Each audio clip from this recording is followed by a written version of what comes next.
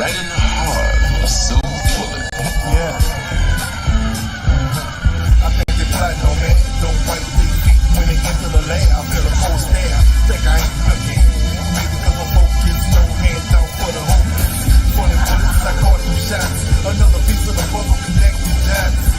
You can find the truth and laugh and listen. Walking like a mile of a man.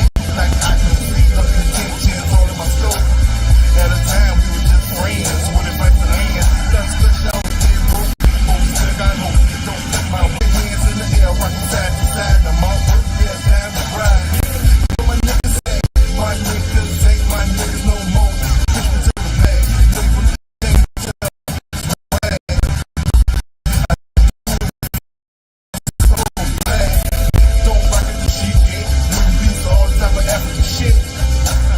Just rock it, take a fade, swag it to the man. Polo colors and black kings. Just polo colors and black kings. Exclusive shit, I get with it. Keep it coming, just don't stop the revolution. And I'm gonna represent people. And I don't want to be a bad representative. I can't be like the blind, lead the blind, they're all falling shit. Now my mama said, baby, I ain't like you got shit. Only act like the land. Believing in purgatory, brown nose of the heaven. Not sure if I'm getting in, cause I ain't paid the reverend. Who looking at me when I ain't looking, judging my character? I can't put down my guard on this planet, back in the camera. Ready for my close up, the lingo. Won't put me on BET, cause I am not a nigga. My heart is like a powder keg, ready to explode. Smell like strange food, cause I'm American. Hello, think you're a nice fellow. You're ballin' like Carmelo. We treat you like a fellow. As we the stars, turn a rapper to a prophet. Bulletproof 306, keep your hands in your pocket. Jordan rules for my life. You can tame them, can't stop them. I'm in the sky high, so the clouds can't drop them. My life is like a miracle. My words are just superior. I'm edible, I'm audible, I'm digital, I'm visual. Spit like Komodo, go like Bruce Lee. Roy beating the mean as bad as Bobo in the dojo. Life is so amazing and raps like Jesus. They said hip hop is dead, but today look like Easter.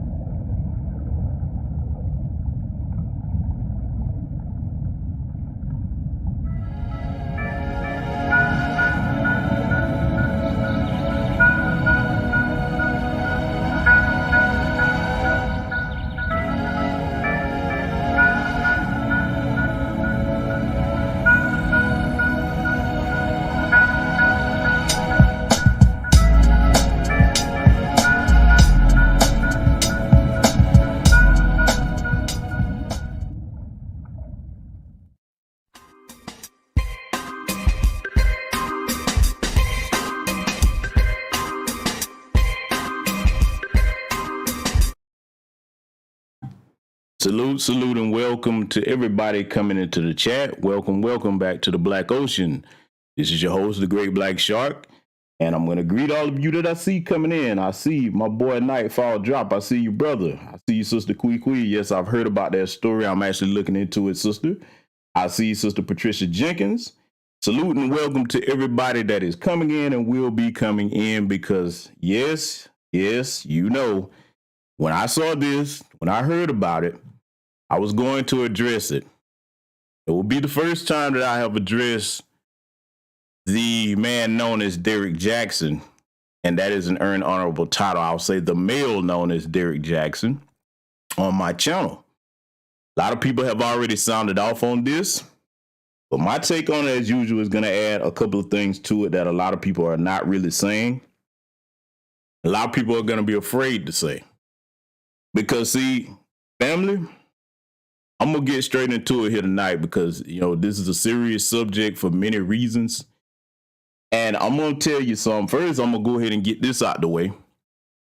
One of the things that we're starting to do now as foundational Black Americans, particularly with the reparations conversation, but also across the board with just the image of our people. I'm going to say this right now, and I'm going to be direct and clear. And as the old saying goes, a hit dog will holler. I am not talking about all continental Africans or Caribbean people, but Derrick Jaxn is non-FBA. He is Jamaican. When you do something outstanding, you make distinctions. When something is trash, you gonna make distinctions too. We gonna push your trash back over there to your people. Now, before anybody goes and say, well, foundation of Black American men, yeah, we do. And we hold ours to a different standard. Those of us, the men that have honor, we do hold our own to a certain standard when we cross that line. So we deal with our trash, you're going to deal with your trash. So at the outset of this, let's just go ahead and get that straight right now. See, a lot of people been tap dancing around that. I'm not playing no games with this dude tonight because, see, let me explain something to you. If you a sister that's coming over here tonight, a lot of this is going to be hard for you to hear unless you're on code sister. And I'm going to tell you what the good thing is about the Derrick Jaxn situation. Oh, yeah, we're going to get down into the nitty gritty here tonight. I'm going to take my time with this. Because, see, this is the problem. Just like we make distinctions between men, okay, with standards that are productive, that have some type of honor code, we got to make distinctions between the women that don't have no standards and no type of honor code. See, we're not going to mix in the men that are decent with the men that ain't shit. We're not going to mix in the women that ain't shit with the women that are decent and carry themselves with some type of standard that are worthy of the title woman. We're going to make a distinction across the board here tonight, family. And see, for a lot of women and for a lot of people that might not be too familiar with this con artist, Derrick Jaxn, I'm going to tell you how I'm going to come at this across the board. And it's going to be some surprises in tonight's broadcast. It's going to be some hard truth. So if you're not a person that can accept the truth, a lot of this, you may well just tune out and you might want to go ahead and unsubscribe. I tell you that all the time.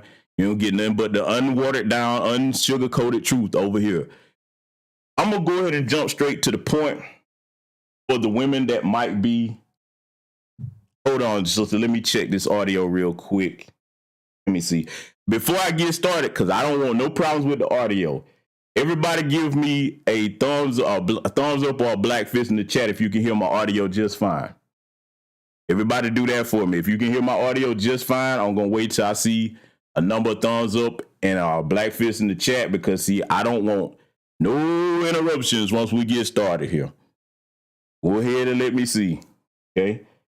I'm going to wait. I see Sister Tasha Peters. Salute to you, brother CRU. I see you coming, Mr. Grandeur. I see you, brother. Okay. See Mo. I see you. T-Step.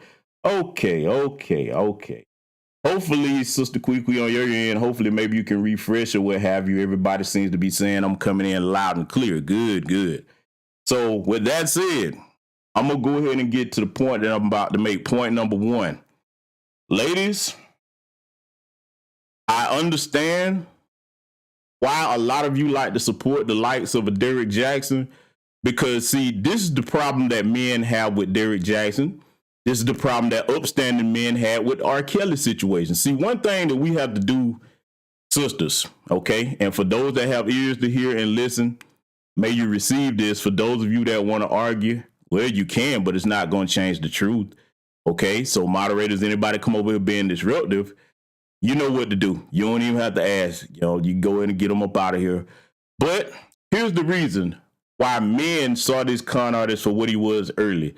See, in America today, this is the sharp and distinct difference between the situation with women across the board, but we dealing with our community, as I always do, with women across the board, and the difference between men, especially black men across the board. We can't live in delusion and deal and lie to ourselves as men. We can't do that as black men. We are immediately held to an account for anything that we do wrong. Even if we get close to doing something wrong, we are made to be held accountable. So therefore, in addition to there being brothers with standards, because we're making a distinction, we hold other men to an account. See, the thing about coming around a group of productive black men that actually have some type of decency and standards, right? You can't come around this and be no fraud or no bullshitter. I'm just going to tell you that like right now, because if you try it, you're going to be the odd man out. Every other man is going to be like, okay, this guy's a fraud. He's not one of us. You can't come stand over here. In other words, what it would look like if a Derrick Jaxn came amidst a group of men that are stand-up dudes, okay? And even if you, let me explain what I mean by stand-up. Let's just say it's a dude that's doing what he's doing, all right? And the dude is honest about it, okay, we'll give you that. What you do with your personal life is your business, but you're not trying to perpetrate a fraud. So if this fraud came around a bunch of men that's straight up with whatever they do, we're going to look at you like, okay, you don't belong. Ain't nobody really got too much conversation for you. In fact, we're trying to get out from around you, brother. You're not welcome here. Because see, I'm going to tell you why it's like that. As men who are the primary builders and protectors of society, we can't play games and lie to ourselves about things. Because see, when you lie to yourselves about things and you are of the warrior class of foundational black American men, okay, and it should be this way with the global black family, but I'm talking about my people and my culture, okay? We can't afford to have frauds amongst us because when it's time to go to war, we need everybody to be about what they say they're about. So now what they got to do with his personal life? Well, I'm going to tell you how we look at that, right? If him and his wife didn't have no type of arrangement where it was agreed like, okay, because she knew what she was getting. We're going to get into that. But if they didn't have no type of arrangement where she knew exactly what she was dealing with and was okay with it, that's what makes him such a scumbag. So now back to how men view that, we look at it like, okay, if we're doing business together, okay, if that's how you treat your other half, the mother of your children, and she can't trust you, I know I damn sure can't trust you. I'm telling you what productive men who run businesses, how we view this kind of shit. Those of us with standards, okay?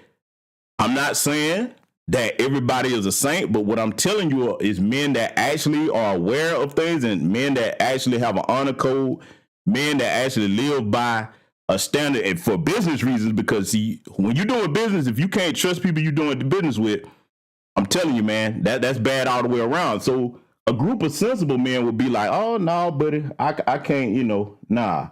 If that's where you're going to do her, and I ain't sleeping with you. I ain't going to bed with you. So I already know I can't trust you. You a snake. All right?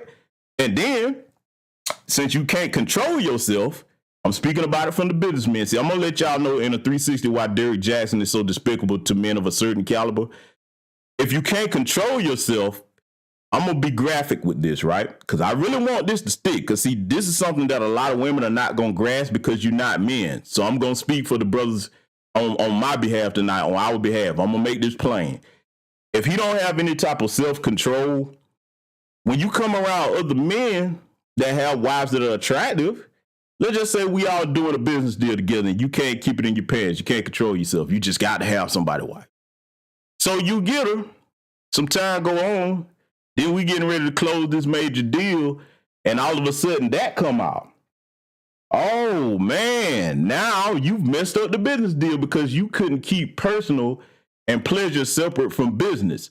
So you a liability to the team that's trying to conduct business. You see what I'm saying, right? You see what I'm saying? Exactly, Mr. Granger. He has no scruples. I'm going to get deep into that. So see, That's one aspect of it from the business aspect, why we find this bastard so despicable and why we don't trust men of a certain caliber, don't trust people like a Derrick Jaxn. But tell you the other end of it. And we've been saying this for a long time, just like when we was trying to tell people that, hey, R. Kelly was a pedo, we didn't fuck with him, didn't rock with him. And I'm talking about the guys that had standards, because all the men know how that was. We weren't rocking with him. Okay, just using that as an example. And as I always say about that, them parents should be locked up too, but that's another topic for another day.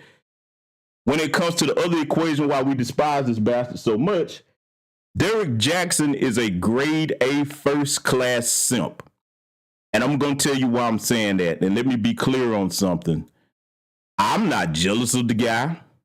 Anybody that knows me personally will find that very laughable. No, this ain't jealousy. And you're going to be able to tell if you listen to what I'm saying that I have no jealousy. You gonna feel it in my words tonight. I promise you that in my articulation here. Not jealous of the guy. Don't want his life. I damn sure wouldn't want his reputation or to be in his position, because see, men like me, whatever I do, I'm going to tell you the truth about it, and you can take it or leave it, okay? So when it comes to a first-class grade A simp, simps are very dangerous, and I'm going to tell you why. Simps are the weakest iteration of any male that you can come across in the male gender, okay? They're very weak because, see, ladies, let me tell you something why a lot of y'all like them. I get it, because in a world where your self-esteem seems to be beaten down, and then you view, and not all women, I want to make sure I'm clear, not all women, but the women that it applies to, you view somebody telling you the truth as abuse or mistreating you. See, any woman that can't handle the truth when it's told to her, you haven't really matured and grown up yet.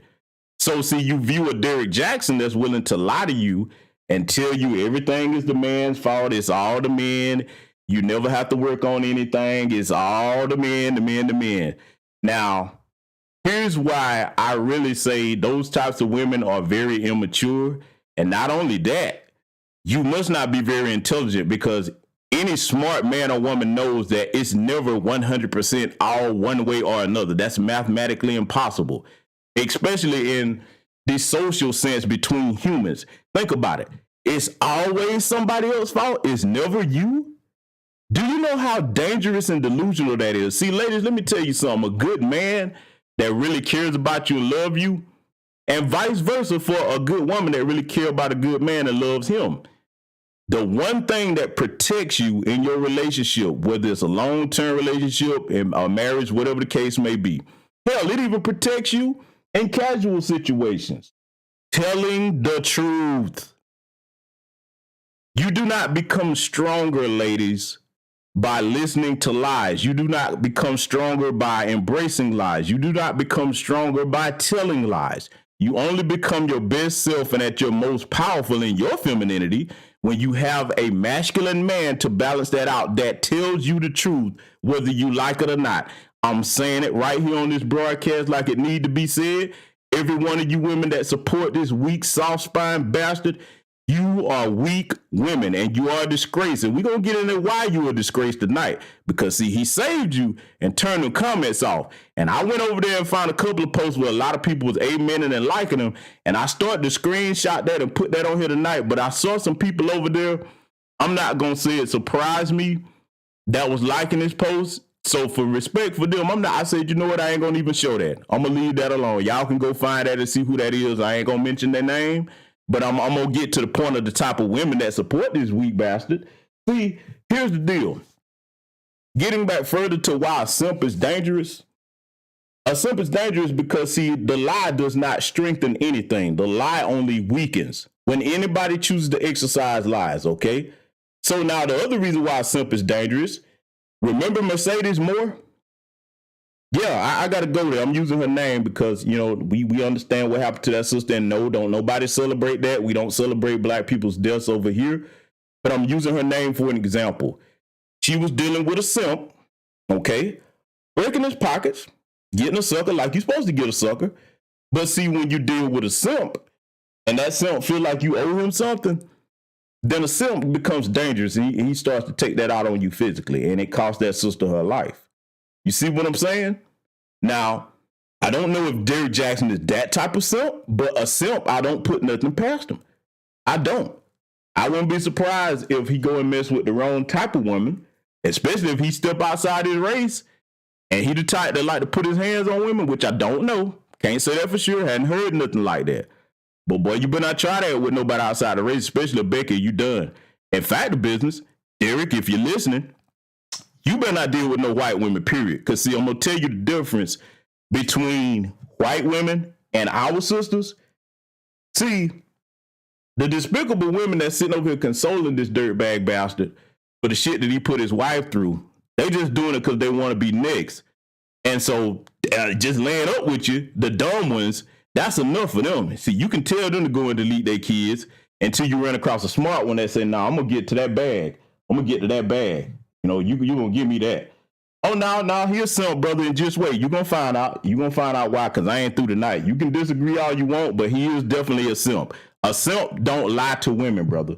So, yeah, you going to be correct here tonight. Stick around. You're free to disagree over here, my brother, but you're going to get a thorough education over here tonight. See, as I was saying, when you're dealing with this type of dude, man, and he only tell lies to women like that, shit, she ain't going to grow in no type of strength.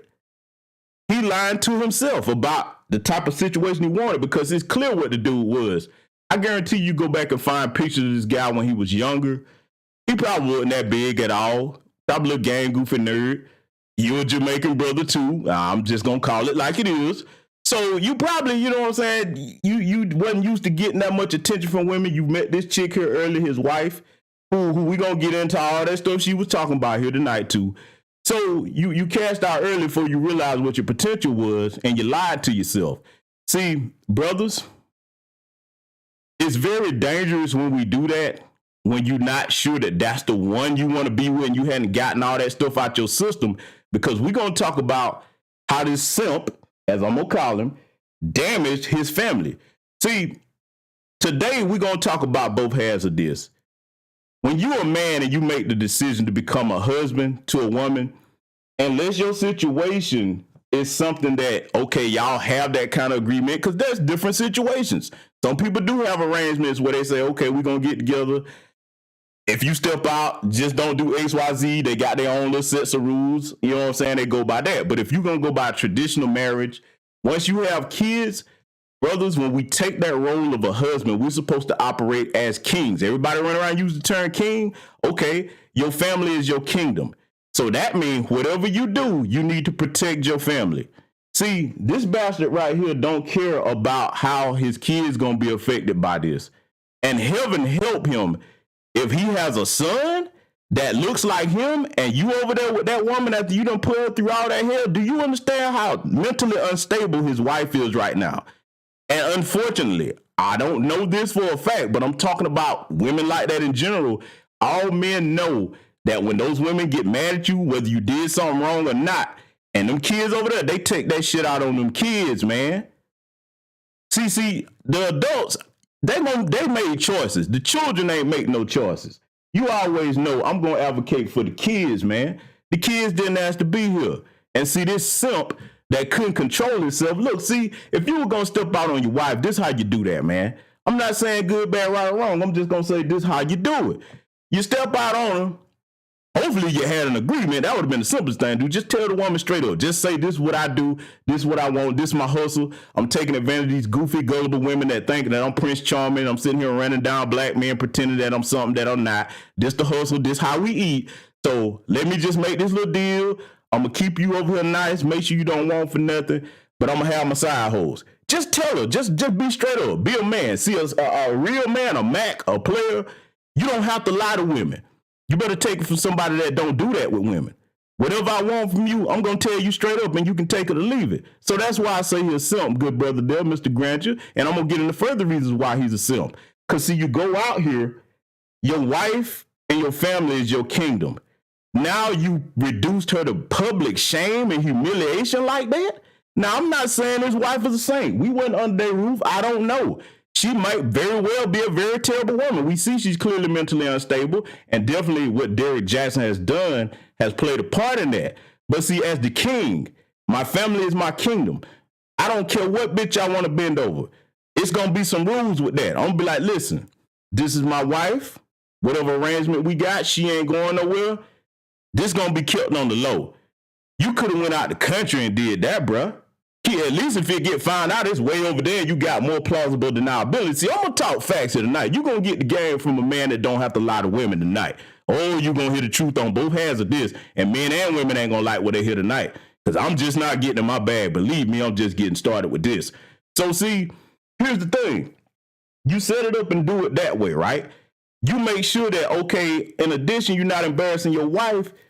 You want your children to respect you, man. See, no matter how much you love or hate the black man or black woman you with, those children love their parents no matter what. You understand me? Real talk. Those children love their parents no matter what. So primarily in the role of a father and a husband, when I come through the door where my children are, no matter what I got going outside that home, I at least want them to have the image of respect for me. You understand what I'm talking about? Real talk. Real talk. Yeah, hey, salute there, brother Mr. Grandeur. Blessings to your family, man. Yo, yeah, you be able to catch the playback. I'm gonna leave it up, good brother. And nice to see you over here too. But yeah, man, like I said, when you do that to your families and your babies, man, it's like that broadcast I did yesterday. You put yourself in a situation where your children can't respect you, especially the older in age they get. See, the amount of cooperation that you get from your children come from the example that you set by example, not your words. So if you want them to respect you, if you want them to obey you, an easier time raising them, because children are going to do things, you don't want to be this kind of man. See, you can be as big and swole as you want. Your kids might be afraid of you, but they're never going to respect you. And if you live and nothing happened there, you're going to get old one day, brother. You're going to get old and your kids going to remember what you did to your family. Because, see, like I said, I don't know the other half of the equation as far as what his wife did. There's always two sides to a story. But we see what you're doing out here in public. And he been doing this for a long time. Oh, yeah, he been doing this ever since he reached the height of his fame. We know that much. You started stepping out there. You probably did it once or twice because you're a little game goofy chump and you weren't used to getting women like that. So when you started going out there, you're like, yeah, boy, this feels good. I like this. I ain't going to do it again. Then you got addicted to it. See, a person that's weak, and this is where I'm going to go into further why he's a simp, because we're going to get into his wife too, and we're going to get into the women that's supporting this bastard. But see, a person that don't have no power, which is a simp, they can't handle power when they get that. They can't handle power when they get that. When they get power, they abuse it, okay? Men and women do that have and are not accustomed to power. It's similar to when a person gets money and they're not used to having money. They start doing stupid shit with it, okay? Real talk. Okay, so now you take somebody and you know what? I'm going to make it even clearer analogy so everybody here understand me tonight and you understand Derrick Jaxn's mindset. Derrick Jaxn is like a kid that's tasted candy for the first time and don't have no parents to say you can't eat candy all the time. Now, somebody tell me what happened if you let a child eat candy all the time. You don't eat no vegetables, your teeth fall out, right? That's exactly what he got going on. That's exactly what he got going on. So he's played a major part in wrecking his family. And see, now we got to switch gears and get on his wife. Oh, we got to get on his wife. You see, ladies, I like to tell the complete truth when I address issues.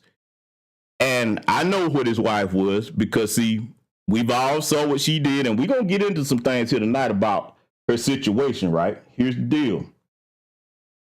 Dude, I'm going to tell you right now. The thing about his wife is she latched on to the church very early. It was probably in her upbringing. You know, whatever her family situation like. I don't know if she came from a two-parent household or not, but we know that the church was very evident. And see, this is a broadcast that I'm going to have to do in the future. One of the things that hurts black people is the misuse of religion. The misuse of religion. See, whatever faith you believe in is good. Okay, whatever help makes you a better person. I'm not an atheist. I believe. I don't have a particular religious denomination, but I know there's a creator. And I believe, okay? I pray. But one thing I do not do, I do not misuse the context of religion. You can't manipulate me with religion. In other words, I'm the type of black person that white supremacists hate. If we talking about economics and finances, you can't come to me as a politician, a pastor, a business person and talk to me about anything outside of that. Well, you know, the Lord said, yeah, I know what the Lord said, but right now we talking business. We need to get these finances in order. We'll talk about all that later. See, that's how they manipulate us. In fact, ladies and gentlemen, further to add to my point before I get back on his wife, I like to recommend tools to educate you over here. A lot of people ask me, how do I come into the knowledge of certain things that I know? I've given this book out before, and I want everybody to take this down and get this book when you can and read it. It will help you a lot as a black person. Read the book, How to Make a Negro Christian by Charles Colcock Jones. I'm going to say that book again. Read the book, How to Make a Christian by Charles Colcock Jones. That was a white slave master, and he had a system for making black people docile, misusing religion. Okay? Everybody's heard of the slave Bible. Go and get that book and read it, and it will be a big eye-opener for you. So now tying that into his wife, where people like her misuse religion at, I'm going to make it plain for you. If right now, all of you in this chat, if I came across you and you were in the desert and you tell me that you've been in there for 3 days, okay, you ain't had no food or water. Now you see I got plenty of both food and water. Now I ride up to you on this horse or get out of the car, whatever the case, and I come over there and hear you tell me about your ordeal, and I can clearly see that you telling the truth. Okay, you weak and everything. Now, you might be a devout, whatever you claim to be, devout Muslim, devout Christian, Buddhist, I don't care, whatever Jewish, whatever faith you practice, you might be super devout. You probably been praying the whole time you've been out there. Let me ask you a question so you can understand the point that I'm about to make about the misuse of religion and about dirtbags that play on that, like these pastors and people like Derrick Jaxn. If I looked at you after you told me all of that and I see your condition and I tell you, okay, wow, you've been through all of that, I'll pray for you and I'll leave and I don't give you none of the food or water I have. Will you stay alive? Will you stay alive? Will your prayers and your belief in your faith keep you alive if I don't leave you any supplies and you don't have a way to get in it? You've been out there for 3 days now. I want somebody to tell me that. Do you understand where I'm going with why when religion starts to become misused? It's a psychological manipulation, and that is a big part of white supremacy controlling black people to this day. So how does that play into this situation? I'm going to tell you how. When you misuse religion and you try to apply it to fix certain things that it's not going to fix, because as we all know, at least according to the Christian Bible, faith without works is dead. After you do all your praying, after you do all the believing you want to believe, you got to get up and do something. And then God will put the wind at your back. That's how that's supposed to work in the proper Christian mindset. You understand what I'm telling you? See, here tonight, I don't have no problems, right? I don't have no problems. Oh, let me see. My brother here, Mr. Grant, just said he thinks she went to the same church where the lady said she was born of the devil and swallowed. And well, you know what, brother? Hey, could be. It's a lot to it. Because like I said, let me make it clear. It's a lot we don't know, but we just going to speak on what we do know here tonight. And like I said, I'm not in no way making her out to be a saint because all that church stuff. Because see, a lot of women, they hide behind different religions after they been on fucked up stuff. So now, whatever she did or didn't do before, all we can say about her is it's not visibly evident, okay? So we don't know. She could have been one of the biggest hoes out there and then jumped in the church like a lot of them do. Oh, I'm saved now. Oh, and that is not how that works if you know your Bible. And I'm going to get into that Bible stuff tonight, trust me. But she used religion as a crutch to deal with things that are right in front of her that are going to require you to actually do something about it. So you can't just read the Bible. You can't just pray. You got to apply what you read and pray for. That's what get a lot of black people in many religions misconstrued. You think you could just take something to God and then you just sit there on your ass. No. There's many scriptures, many passages in many different religious books that are equivalent to faith without works is dead. You have to get up and do something, okay? He's giving you the gift of free will, a mind, and a body to get up and act on things, okay? So if you don't act, nothing is going to change. But see, people just sit there bound up in that religion, and that's what the Democratic Party knows, about black people in these churches. That's why with everything they want to institute does, they run to that black church first. And this is why most black men with sense today are not in these black churches. See, you can't tell black men, it goes back to the accountability factor that we are held to as black men. You can't tell me as a black man that you're a man of God and you're a pastor and a preacher, and then you're screwing everybody's wife in the church, and then some of you playing for the other team. I mean, I'm just going by the scriptures, okay? So don't nobody from the other lifestyles get offended. The Bible is clear about that. I ain't got nothing against you. It is what it is. I didn't write the book, okay? So if you're going to go by that, and then we see you not doing that, and you got all this other stuff going on, black men ain't finna be sitting there paying our money to you to sit there to lie to us. Not those of us with any sense now. Most men that's in these churches ain't worth shit. They either stone cold fools and simps like Derrick Jaxn that are naive and hadn't seen through the bullshit yet, or they actually foolish enough to sit in there and think that they're going to one day be allowed to play the same game as the pastor and the preacher that's stealing everybody money in there. I'm not saying all black churches, but most. They don't do nothing for our communities. The greater majority of these black churches are counselors. So when it comes to his wife there and her belief in her husband or soon to be ex-husband, she think that, okay, I can just put my head in this book and just duck down and I'll just say all this stuff and repeat all this stuff and that's going to help me cope with this thing. No, because see, at the end of the day, it's just like getting high. If you get high and you don't deal with whatever's causing the real problem, the problem is still there when you come down off that high. Now, ladies and gentlemen, guess what happened when reality finally set in? Because, see, she could put on a front in front of the camera all she wants. That's a human woman with feelings. She take that shit out on them kids. In one way, shape, or form, another way, she mean to or not. I already know that. You can't tell me that everything going on with him, she gonna just be like, oh, that's no problem. That's cool. Them kids catching hell, man. Them kids catching hell. Salute to my brother Black Voltron. Salute to T-Step. I see you coming in. Salute to Dwayne Williams, Norma X. Salute everybody hitting the cash up. I will call your names out, or either post them on the broadcast. But like I'm saying, when a woman is going through that type of trauma, she's going through mental trauma, okay? Part of it is self-inflicted with trying to rely on that religion as a crutch, and the other half is coming from a scumbag husband. The children are caught in the middle. You see what I'm saying? That's everything that go on between mom and dad, they know about it. They're not stupid. So that's going to affect their behavior at school, just like the previous broadcast that I did yesterday, where this heifer was alone and she up there cutting her daughter's hair out. What you think going to happen? And see, I'm going to say something right here. A lot of people not going to like this.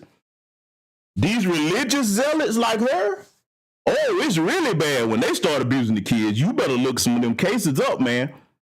These people, I don't care what denomination of faith it is, but when their parents go out the deep end, they'll actually justify their abuse with misuse of the Bible. Say it again. They will actually justify abusing them kids with misuse of the Bible. Okay? So we're going to examine a couple of things here tonight, right? We're going to get into all that stuff where she was trying to cast spells on people. But before we do that, let's read the bullshit statement. Mr. DJ, go DJ, or better yet, I'm going to tell y'all, right, because we throw a little humor in it. You know what Derrick Jaxn theme song should be, y'all? Y'all know what his theme song should be?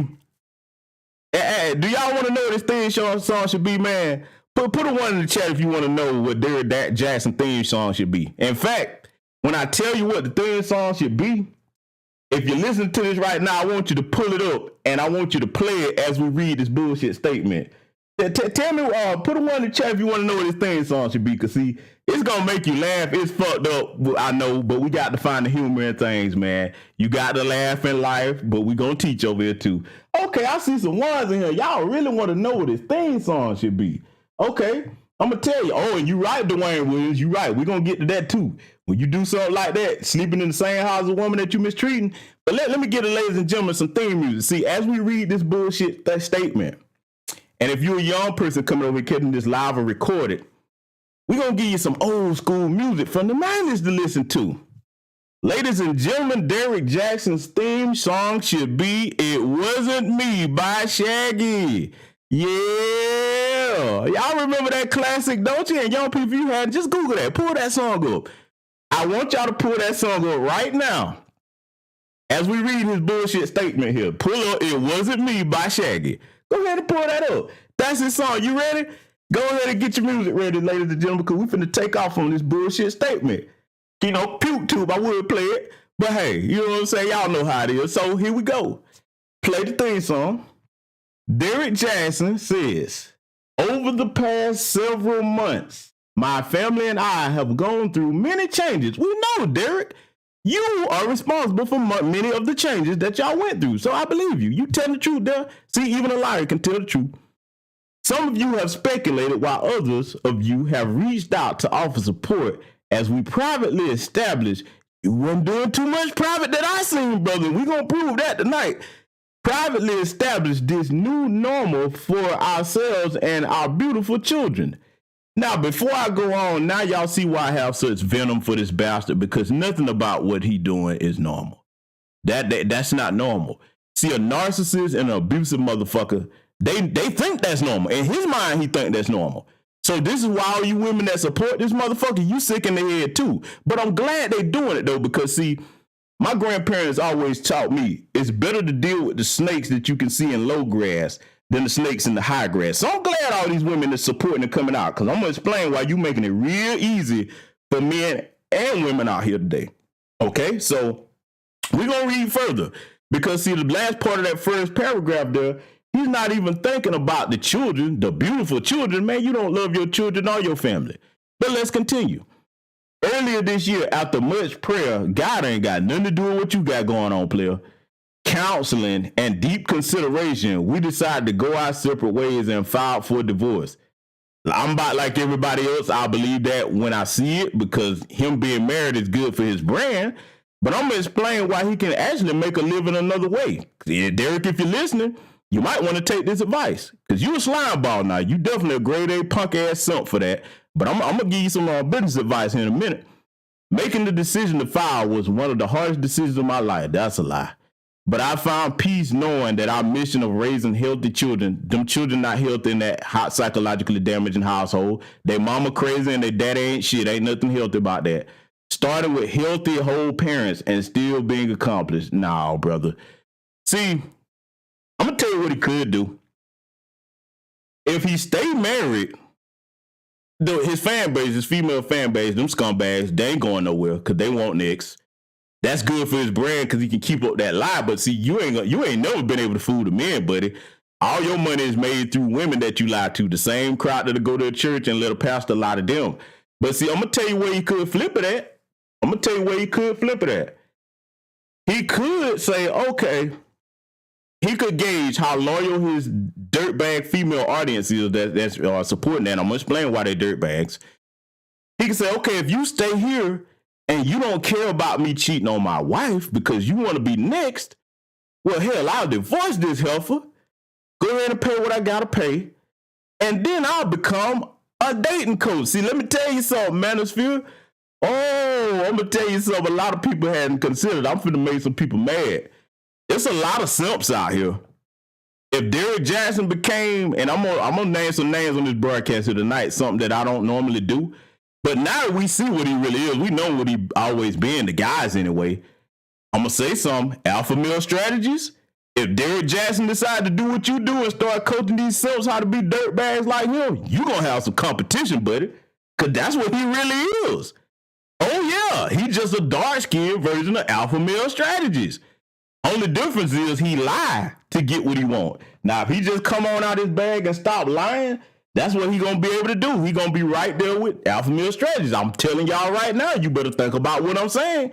For those of you that don't know who alpha male strategies is, you better look him up. He could give him some competition if he just stopped lying.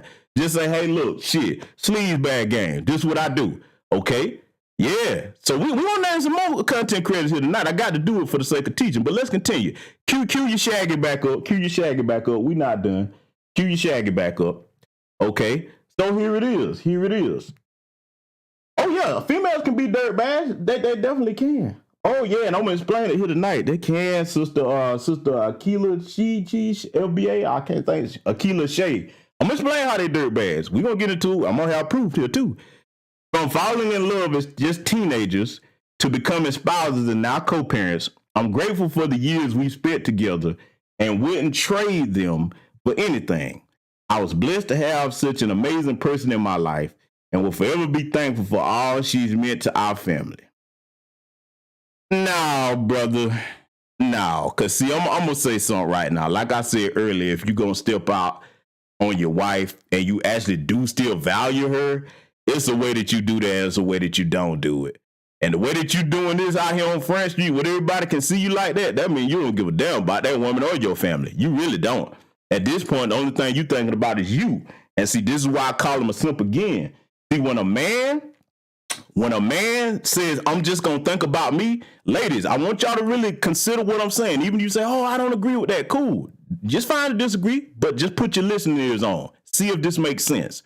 When a man, which is our natural role to be the provider and the protector for our family, when we forsake that and we cast aside sacrifice, my brother Black Voltron know about sacrifice in here, right? If we forsake the natural ability and role of us to sacrifice and just start putting ourselves first, in other words, I'm going to say it like it is, if we start thinking like women, me, my, I, be selfish and put me first, then if we the support structure of that family, it collapses. We ruin that. See, when men are selfish and we don't do what we're supposed to do, we break families apart when we do what this dirtbag is doing here, right?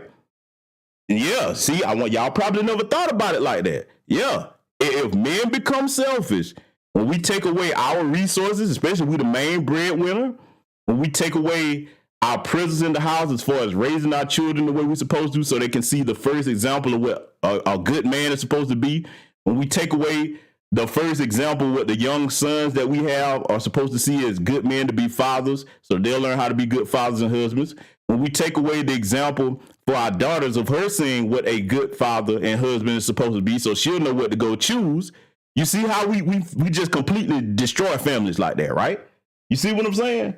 Real talk. So the last part of his bullshit statement, we ask that if you pray, to please pray for us as we navigate this grieving process. If not, respect our privacy. What grieving process, brother? You not grieving. You were down there having the time of your life in Miami, man. You were doing it big, bro. Ain't no grief. The man, look, y'all, I want you, later on here, y'all gonna be able to determine if this man looked like he was grieving or not. I ain't see it. Now, look, I'm gonna be keep it 100. Salute to you, brother Lee Holmes. I'm gonna keep it 100. I know everybody grieve a different way. I get that. But boy, I ain't never seen this kind of grieving before, boy. That's a hellified grieving he got going on. Hellified grieving he got going on. Cause I mean, that ain't the normal kind of grieving I'm accustomed to. When you grieving, you usually want to be by yourself. You try to get your thoughts together. You're gonna look somewhat sad. I didn't see no grief in his face. So this is why I say these are dangers about simps. Because see, think about this, right? For a lot of people that's like, well, what's the big deal? And see, if you got to ask that, especially if you're a woman, you too far gone to even reach. But I'm going to explain something. When a Derrick Jaxn, simp that he is, and I'm going to keep saying it, decides to make them kinds of decisions, when a man don't take responsibility to do what he's supposed to do the right way, or at least attempt to keep an illusion that you're doing things right, you destroy the psyche of everybody in that household that was under your charge. See, we call each other kings and we say king this or that. A king has responsibilities to his subjects. Do y'all understand what I'm saying? See, I know we're in an age now where a lot of the sisters out here don't really know what to pick for various reasons, because if you the type of chick that all you do is sit up and watch Real Housewives shows, if I'm going to tell you right now, if you running around listening to Glorilla and Meg Thee Stallion and all the other bullshit, you don't know what a wife is supposed to be. You don't know where to find a good husband at. I'm just going to call it like it is. Because if you emulating that lifestyle, it's one thing to listen to entertainment and leave it entertainment. But if you emulate that lifestyle, oh, you done. You done. You ain't going to really never get nothing worth of value to have. Any woman can get a man, but will you get a good one? Further than that, will you get a husband that's going to actually handle business and take care of shit? See, his wife, when she knew what this dude was turning into, right? Let's just say, let's use the excuse everybody like use. They was young, because you see they was teenagers in there. And I believe that. I believe they met when they was teenagers. But as she became older, when she started seeing him doing certain things, before she popped out a kid was the time to say, whoa, wait a minute, look here. Either we going to have some type of agreement or this ain't going to work. You got one more time to do this and I'm out. See, ladies, I'm gonna tell y'all something out of love, man, whether you want to hear it or not. Because like I said, the truth is what helps a woman. When you start to see somebody show you who they really are, you believe them, and you walk away before you give the best of yourself to the worst of people. Because see, once you start having kids by these dudes, you stuck to them. Really, they got you at that point. You can get all the child support that you want, but out here on today's dating market, especially, ain't no dude trying to play stepdaddy to nobody kids. That don't mean they hate kids or nothing. Guys are not trying to walk into ready-made families. Your best bet is two options if you get into her situation. Let's just say they go get the divorce, right? Let's say it go have it follow through. She got two choices. The next guy that she get ain't gonna be making nowhere near as much money as Derrick Jaxn. That's just not gonna happen. Usually once you get somebody on that level, ladies, you only get one. Okay. The next guy that she get, she gonna have to settle for a man that's already got kids that want to blend their family together, or because chances are she gonna have custody because that chump ain't trying to raise no kids. Or she gonna have to wait till her kids get grown and leave the house and then start dating seriously. I know a lot of y'all don't want to hear that, but I'm just telling you, in today's dating market, that's the way it is. Now, if she does, let's just say for those like, she'll get a man. You better listen to what I told you. Any woman can get a man, but what kind will you get? Can you get a good one? Because any man that she get, and I can't see that sister selling for that after she's been living that lifestyle, he gonna be a homosexual. He'll be somebody that come in there and live off her resources, and at that point, she may as well settle for getting another child, another dependent. So I don't see her going down like that. If she do that, I'm going to tell you, any dude that's willing to be a homosexual and live off a woman like that, he ain't going to be able to do nothing and provide for them no kind of way. And then you ain't going to be wanting that motherfucker around your children either, especially you got little girls. I'm just going to say it like it is. So we got through his bullshit statement. And we're going to get to some other things here tonight. Because, see, I'm going to go across the board on this broadcast because it need to be said the right way. We're going to call everybody out the way they're supposed to be called out. So let's get further into what we're going to analyze here tonight, ladies and gentlemen. Because, see, very few people going to touch on it the way I'm going to touch on it. I'm bringing this up right quick. And I'm going to salute this brother. This is Cameron's Instagram, right? Now, let me be clear. I'm going to be completely honest in this broadcast. One thing about this broadcast tonight, ladies and gentlemen, this is your first time catching any of my broadcasts, or if you're a long-time listener, you're going to get a real sense of my honor code here tonight, even if you say, damn, I can't stand GBS. Ooh, I'll never listen to him again. I'm unsubscribing. He can go to the pits of hell. Or if you be like, you know what, brother, you a stand-up dude. You told the truth. I can respect that even if I don't agree with everything. Or you may agree. One thing you're going to be able to say by the end of this broadcast tonight, be like, you know what? That brother's honest. He tells things like it flat out is from a fair, balanced point of view. So that being said, Mr. Cameron here, I'm going to keep it a buck with you. I've never been a Cameron fan. Particularly, I'm not a dude that's going to be running around wearing nothing pink. I didn't never find that trendy. I'm a guy, go to show you how serious I am about trends. And I know y'all like, he going off on a tangent. Trust me, it's going to tie in. I'm a guy that's never owned a pair of Jordans, not because I couldn't afford them, because I didn't want to be like everybody else. I'm not a guy that do what everybody else do, okay? So just getting that out the way for full disclosure about how I felt about Mr. Cameron. But what I respect is what he about to say here, because this is on Cameron's Instagram, and as you see, he screenshotted this post on DJ's Derrick Jaxn. Oh yeah, by the way, keep your Shaggy music playing. Y'all gonna want to keep that theme in the background because that just fits him. If he ever become a pro wrestler, he got to come out to Shaggy. It wasn't me. That's his theme song. That's what he got to do. But I digress. Cameron saw him put this picture of our brother dearly departed. Salute to the late, great Earl Simmons, DMX. The brother was one of the most talented rappers to ever come into the game, but he lived a very troubled life, okay? DMX was very upfront about his issues and his problems. But I will say this, if you ever met that brother, you couldn't help but respect him. Because one thing DMX wasn't, he wasn't a liar. He wasn't a liar. So the point that I'm making is if you knew people like that and you saw a dirt bag like Derrick Jaxn trying to attach his name or use him to make some kind of point, you're going to call that shit out. And let me show you what Cameron did. I respect the hell out of Cameron for doing this, man. Because, see, the guys that don't believe in lying to chicks, we draw a line in the sand between the lying dudes and us. So this is on Cameron's Instagram that you see up on the screen. Let's read it together. This nigga been low since he got caught cheating, talking about Derrick Jaxn. Now he want to resurface with this post. I knew X personally, DMX. He don't fuck or didn't fuck with your kind, homie, and he didn't. Don't try to use the sympathy card, nigga. FOH, fuck out of here. Go figure out how to lie, trick more women. Should have been women. A lot of brothers get that confused. Trick more women and shit on niggas on your own, nigga. Clout chasing. And as you see, my boy T.I. chimed in with a bullseye. Real talk. I respect the hell out this brother for saying that, man. He need to make it plain and clear. Because, see, we don't fuck with dirt bags like that, man. And like I said, there was a sister earlier in the chat to ask him, how can women be dirt bags? Oh, I'm going to break that down. Oh, that's coming. Oh, just hold on, it's coming. Because, see, like I said, we know that your balls and your word is all that you have if you're a man. And if we get around dudes that's constantly telling lies, a certain caliber nigga. Now, ladies, I'm not saying that men don't lie. Don't misconstrue my words. A certain caliber of man. We gonna be like, we don't want you over here with that line and faking the funk. See, the real builders that's moving and shaking out here, the business owners, the brothers that's every day trying to do something in their community, whether you're in a high tax bracket, middle class, low class, if I'm gonna show you something about men, ladies, okay? If you got a brother in a high tax bracket, middle class tax bracket, a brother that ain't got but too much, he got to make $1 out of 15 cents, get by day to day. If all three of them brothers have the same honor code, guess what we can do together? Business.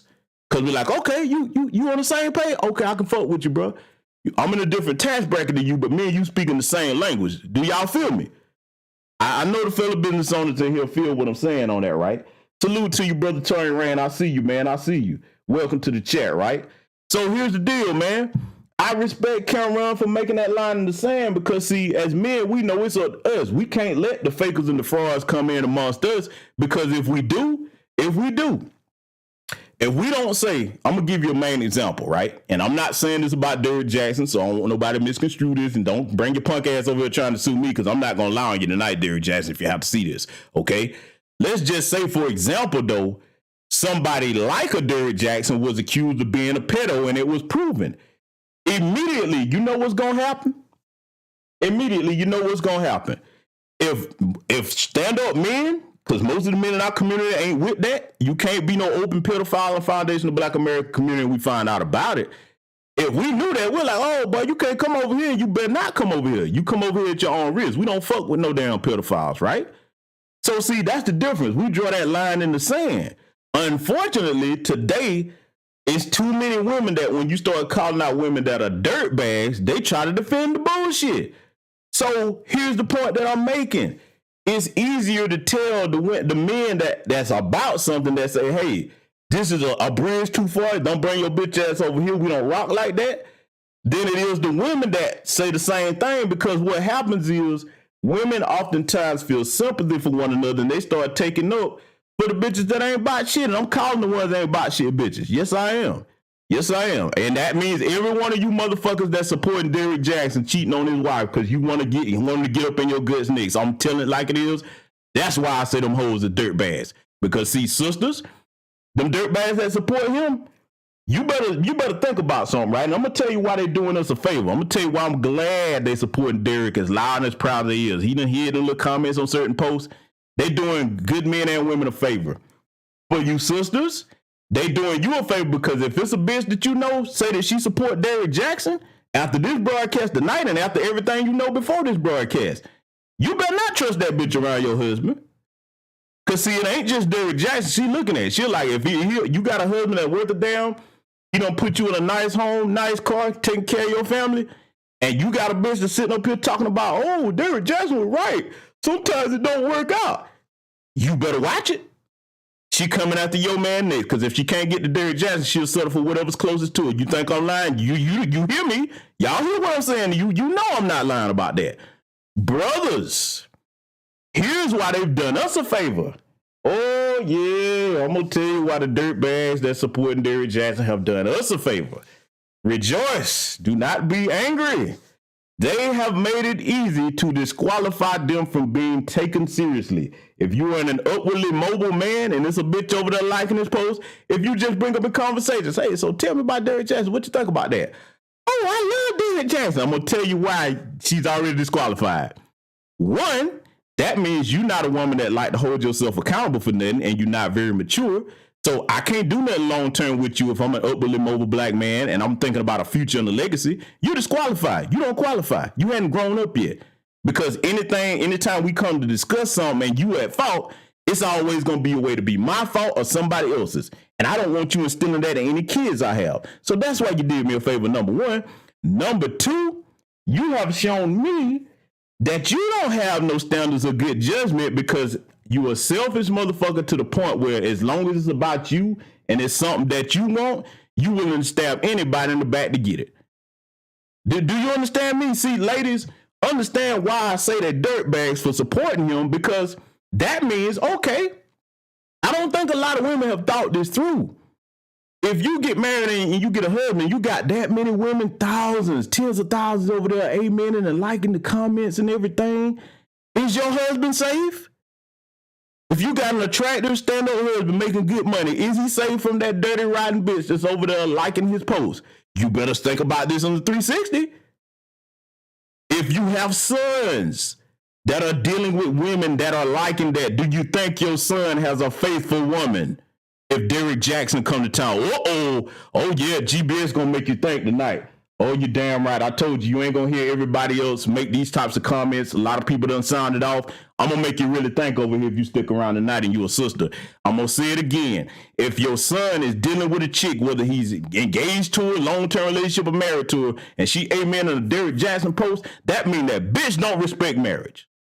And she gonna cheat on your son next. If not with a Derrick Jaxn, she'll be at the next Chris Brown concert, turned up backstage on his tour bus, whatever rapper come to town. She'll be at the next NBA All-Star Weekend, busting it wide open. And then your son will have to be in a situation where now he on the line for paternity for her because she lying, and he got to get a paternity test to figure out if that's his kid or not. If he even find out. Yeah, that's why I say they dirt bags. You ain't gonna hear this nowhere else. You ain't gonna hear this nowhere else. I promise you not. Cause see, they've done us a favor though, family. All the ones that are into that co-signing, yeah, just take note. Like, okay. And brothers, if you do deal with them dirtbag chicks, you know what to use them for. One thing, just make sure you don't get them pregnant. You give them what they give themselves. If you don't respect other women and the sanctity of marriage or yourself, I'm not gonna respect you. You'll be useful for one thing only. And after that, I don't know you no more. Now, brother like me, I'm not going to waste my time with you. You're a liability to me all the way around. Because, see, for me, just being near somebody like that is a damaging thing to my reputation. And I might could do some type of business with you. But even then, I'm looking at you like, no. See, your integrity and your reputation open doors for you well ahead of your steps. So you guard that with your life. My grandparents taught me that long ago. And that has served me very well throughout my lifetime. I'm not telling you I'm a saint. What I'm telling you is I'm very careful in my discernment about who I keep in my presence, especially when it comes to intimate relationships, right? So we're going to get into the rest of this. So I hope that made it clear why they've done us a favor. And we're going to see just how bad it is. But see, we're going to deal with some stuff that his wife was talking about. Yeah, we're going to go back to her greatest hits because, see, this woman done clearly lost her mind. And I'm going to tell you, but let me know that she was too far gone. And it's a sad thing. I'm not rejoicing at this woman's situation. I'm calling it for what it is. I'm using it as a teaching example here tonight. Derrick Jaxn's wife, I'm going to tell you how you know a woman is not really at peace in her home or mentally unstable, going through something. If you jump on anything where your appearance is being broadcast to the masses, you take care of your appearance. You don't get up there with your hair looking all crazy and looking all types of ways. A woman that's happy cares about her appearance. You see what I'm saying? A woman that's been put through the ringer psychologically, she ain't really think about nothing like that because she's not herself. She's an empty shell of what she used to be. So she's going to jump online and she's going to be like, okay, fuck it. You know what I'm saying? I really, my value has been drained. So I'm just going to use whatever I can to cope. See, I want y'all to understand something, right? Before we get into this. And like I said, I'm not mocking his wife at all. But when a woman like that jumped online reading the scriptures and stuff, she was doing that because that woman in pain, bro. Now, yes, she chose him, but I'm just calling it for what it is. That woman hurting, bro. She hurting for real. So she using what most women use today as a coping mechanism. If you look at it, a lot of women be on Facebook and all that. They be telling shit they ain't got no business telling. They be using it as a coping circle instead of going and get you some real professional help. Because see, this is how I know Derrick was lying about the counseling, right? If you really went and got some counseling, a good counselor is going to tell you, hey, y'all keep your personal business off social media. That's not where you want to work that out at. A professional is going to tell you that. That's how I know he lying about that. Or if you did go to one, they ain't taking his advice. You handle this behind closed doors, because see, nobody on social media is going to be able to help them. They in that marriage. They made that choice. The only reason I'm talking about tonight is so that young men and women in particular, but anybody that find knowledge from this tonight, I'm talking about it so young men and women in particular don't walk themselves into this same situation. And I'm going to make it clear before we get to the next part of this. What I'm saying is, young brothers, if you know that you young in the game, you're a fairly attractive brother to the women, you in hot demand, you get them, because it's a beautiful time to have your paper together as a black man in America right now. I'm going to tell you that right now, period. It ain't no shortage of women. They outnumber us by 2 million in our community, okay? So you got your pick if you got your shit together. You ain't messed up your life. You ain't got no bunch of records and stuff, kids all over the place. Take your time, young brothers. Take your time. First of all, master self-control as a man. Start there. My advice to any young man, so you don't become a Derrick Jaxn, because this ends in failure. Some people that only think with their dick probably think Derrick Jaxn winning. Nah, he finna ruin his life, and y'all gonna see. Just wait, because he gonna get another one of them heifers pregnant that's gonna have sense enough to say, I'm keeping this. This is my cash cow. I'm gonna fuck you up at the bank. And rightly so, you put yourself in that situation. But young brothers, it goes back to what I'm saying. A key component of manhood is mastering self-control. See, I'm going to show you a simple, small exercise that helps you build your self-control. It's going to be kind of facetious, but trust me, little things can give you big qualities if you manifest and process them and put them into a practice where you develop discipline. If you, let's just say you got a favorite snack in the house. Let's say you got a cake in the house, something like that, right? Whole cake. Now, you're a grown person. You can do what you want to do with your cake. You can eat one slice. You can eat 7 slices. If you say, hey, you know what? I'm only going to have 1 slice of this cake a day till it's gone. Okay? If you master that, the best self-control is you when it's self-managed. In other words, when you in charge of whether you do something or not, because I'm going to tell you why. It builds your discipline, even though that's your favorite thing in the world. You can go in there and just eat the whole damn cake that same day if you wanted to. You stick to that eating 1 slice. Okay, cool. You've shown that you have the discipline to ration and deal with some in fair proportion that you like, even though you could eat the whole thing. Okay? That's character right there you building up. You see what I'm saying? You building up discipline. So see, you dealing with a snack at this point. We talking about a cake, a snack. You keep applying this to the people in your life too that you deal with. Now, why is that important? That means when you start dealing with women, whether you are in a monogamous situation or you out here, you're a Mac in the game trying to figure out what you like. You got to have discipline either way, because if you don't, especially if you connected to your resources, they will depart from you if you're a man without discipline. Because where there is no discipline, there is no common sense. If you want to be a successful young black man and learn to exercise and willpower in the correct fashion, you must master discipline. I'm going to tell you right now, don't lie to yourself. If you know you don't have it, you need to minimize how you deal with women until you do master it. Now, you can run out there and do it if you want to, but you're going to end up in a Derrick Jaxn situation or worse, and you ain't got this kind of money, chances are. If you want to be successful, young brothers, master discipline. Okay? So when it comes to you sisters, I'm going to tell you like this.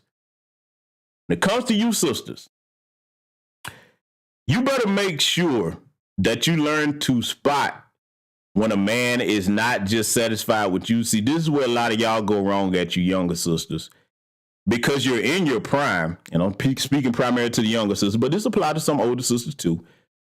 When you younger sisters are in your prime, you think that, okay, I'm special. There's no other woman like me. And I get why you tell yourselves that. Everybody should have a high esteem of themselves. But in reality, talking reality, it's going to be the hard part for a lot of people to swallow. In reality, you don't have nothing no other woman ain't got. So you better understand that if you're dealing with a guy like a Derrick Jaxn that's got multiple options, What you better do is say, okay, let me make sure I don't lie to myself about that. You're not going to be able to outcompete them other women. That's not going to happen.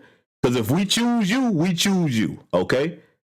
Yeah, you ain't going to be able to outcompete them. If we want to go stick our dick in something else, and we not really making it up front to you that, okay, hey, we're going to have other women, and you ain't got nothing to do with that. That's a decision we make. So the best thing that you can do if you're a young sister, you can say, okay, look, I see you got a lot of chicks after you. I'm dealing with you. Let me go ahead and tell you what I'm going to deal with, what I'm not. Now, either we got an agreement where we just kick it here or there, but don't expect me to be in nothing serious with you until you decide to get serious with me. Unless that's what you cool with now. See, start and hit them niggas with that shit from the beginning, ladies. Like you said, if you think I'm just leaning one way or another, no, I'm down the middle with it. You can take it or leave it. I'm going to tell you what works to save yourself a bunch of heartache. And the number one thing you better make sure you don't do, just like I told the young brothers, you better master discipline. Oh, yeah, you better master discipline. If you treat your coochie like a clown car and you flop on chop on everything that you got access to, because you ain't going to find no shortage of men that's willing to plow you. You better make sure that you don't get pregnant by none of them. Not to mention all these damn diseases floating around out here. That's the other thing in the equation a lot of people leaving out, because them diseases are real. And boy, I'm going to tell you, it's just like playing Russian roulette. You keep on long enough and you got that bullet in that chamber. Sooner or later, you're going to come across that chamber with that bullet and it's going to hit your ass. Oh, yeah. Oh, yeah. I'm going to tell you, most sisters can't handle it either, Sister Quila Shay. So, but see, here's the thing, good sister. I'm glad you brought that up. Let me tell you something, right? The only people that we can control, men or women, are ourselves, okay? So don't even worry about if they can handle it or not. You put your cards on the table, men or women, say, all right, look, this is what I'm about, okay? I'm telling you what I'm going to tolerate and what I'm not, and here's where the discipline come in at for the men and the women. But primarily sisters, I want you to catch this. After you say, hey, look, this is what I'm not going to deal with. This ain't what I'm about. I'm not going to tolerate this. First time you do this, it's a deal breaker now. I'm letting you know up front. Don't get so caught up in the way this nigga stroking and blowing your back out that you go back on your standards. Same thing for you brothers. I don't care if this motherfucker can flip, do a handstand, and put that thing on you, man, to the point that you regress into a childhood state. The minute that you set a standard and you go back on what you said, you done. She'll never respect you again. He'll never respect you again. This is why discipline is important. This is why you need to exercise different things that build up your discipline in life. Challenge yourself to do difficult things that take a long time to finish. Challenge yourself to do things, for example, a fitness goal. For the guys, you might say, okay, here's another way you build your discipline as a man. I'm going to give you one for the women too. Guys, if you say, okay, I'm trying to build my discipline, I got this or that goal. You might be able to bench press 200 pounds, but your goal might be like, okay, I'm trying to get up to 350. You keep working on that goal summers and winters until you're able to do it. You don't say, okay, damn, I done hit a wall. If your goal is to hit being able to max 350, you keep working on doing what you need to do. You get your personal trainer, look up what different workouts you need to do. You keep going until you hit that goal. See, that builds discipline. That means that, okay, once you set your mind to do something, you're not changing your mind.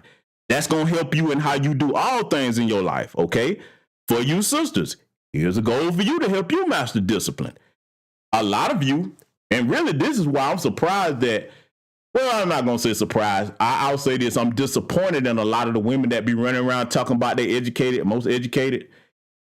If you have to go to any post-secondary institution, especially a 4-year one, that's the basic, a 4-year. But if you're into something where you got to, you know, say you're trying to become an attorney, 8 years of school at minimum, got to pass the bar exam. That requires discipline for you to focus on that until you attain that goal. So for you sisters that's screaming that you're the most educated, this is why it makes you look double bad if you're a Derrick Jaxn supporter. That means you have the ability to exercise discipline, but you choose when to turn it off. And I'm going to tell you right now, this is the unfair part. Life ain't fair, but we got to deal with it. There is a double standard in life. And ladies, when you choose to turn off your discipline, you pay for it a lot worse than the men do. We pay for it too, believe me. Oh, it costs us, boy. We get drugged through that family court, child support. Oh, yeah, it can fuck our lives up. But see, as long as we're able to make money and our health is good, we can bounce back from that. You, on the other hand, You become a single mother out here by a dude that ain't shit. You get to a point, heaven help you if you get an STD and it's something you can't get rid of. And then you wasted your best years with somebody that ain't shit. See why that double standard affects you? Because see, a lot of women go to say, well, if the men do it, why can't we do it? There you go right there. It's unfair, but we see the way it is. If you don't agree with me, just look at our society. You see a whole bunch of simps out here lining up to become stepdads today? So I'm just saying for you sisters, even if that stings a little bit, I'm talking to you because I want you to put forth wisdom so you get the best result for your life, okay? Now, you can disregard what I say and not like it. Cool. That's on you. So I'm going to leave that part right there. Let's get into some further analysis here because we got a lot to cover.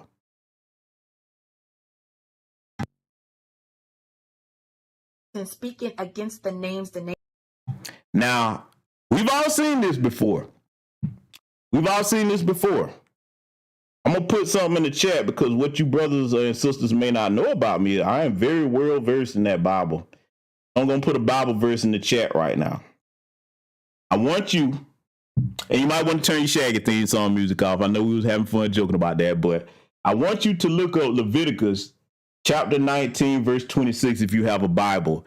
As you listen to what she's saying, then we're going to come back and analyze that. Jaxn and Derrick Jaxn in mockery, accusations, slanders, and lies. May the mercies of God be withdrawn from you. May your husbands and wives become widows. Let your children become fatherless. Let your seed become vagabonds on the earth. Let the words of your mouth and your words of your hands be returned back to you. Let it go down your throat and choke you slowly until your days become few on the earth. I'm going to pause it right there right quick. I'm going to put this scripture in the chat again. Leviticus, the book of Leviticus, chapter 19, verse 26. I'm going to read that verse to y'all, right? Because, see, this is where misuse of religion come in at. Especially if you went to a church where the pastor just talked to you and everybody was jumping up and down, hooping and hollering. Nobody actually opened up a Bible and actually learned the damn thing. First things first, before I read this scripture, if you're familiar with your Bible, go back and look at the account of Moses when he was leading his people out of Egypt and everything. And they was out there in the wilderness, and there was an account in the Bible where Moses, he became prideful, we shall say. He thought more of himself than he was supposed to, and he wasn't humble. So the people were thirsty and they wanted water. So he took his staff and struck it against a rock and made water come out of it, okay? So now instead of him giving glory to God for that, because he as a man, a mortal man, doesn't have that kind of power, that was through God's will. He gave himself credit for that, and that cost him with God, too. You go and look that account up. It's in the Bible. But let's check this out, right? Because, see, she's speaking and misusing the Bible as if it's her personal spell book. Leviticus, chapter 19, verse 26. You must not eat nothing along with blood. You must not look for omens. You must not practice magic. What I just read you right there, she probably don't know that scripture. And a lot of people that claim to be Christians probably don't know that scripture. So she's operating just like Moses was, if we're going to go by the Christian account. You saying the word of God as if you have authority to exercise something. Everybody knows this scripture. Vengeance belongs to me, saith the Lord. You just a mortal, imperfect human like all of us down here. You can't use God as your personal spellcaster. You're mortal. I mean, if you could, we just speaking in the Christian sense now. We just speaking in the Christian sense. You don't have the authority to wish anything on anybody. Now, you can pray that righteousness is executed and God will deal that out however he see fit. But see, here's where the misuse of the religion comes in at. She's using this to cope with what her husband is doing instead of looking in that scripture and saying, okay, if you really going to go by the Bible, let's just say she ain't the problem because we don't know what she does in it. And in the marriage, that is. Let's just say she ain't the problem. He running around cheating, doing all kinds of stuff. By the scriptural law, that is one of the grounds for you to go ahead and divorce a person is adultery. Okay. So you would be using the scripture to go ahead and file for divorce, and you would be well within your Christian rights and legal rights. Okay. That's what she should be using it for. See, when you start using things as a coping mechanism and trying to like shirk responsibility of dealing with what the real problem is, you're not helping yourself at all. You're hurting yourself, because it's just like sweeping dirt on the road. The problem just getting bigger and bigger. I want y'all to look at that caption, that screenshot of her husband right there, Mr. DJ. Go DJ.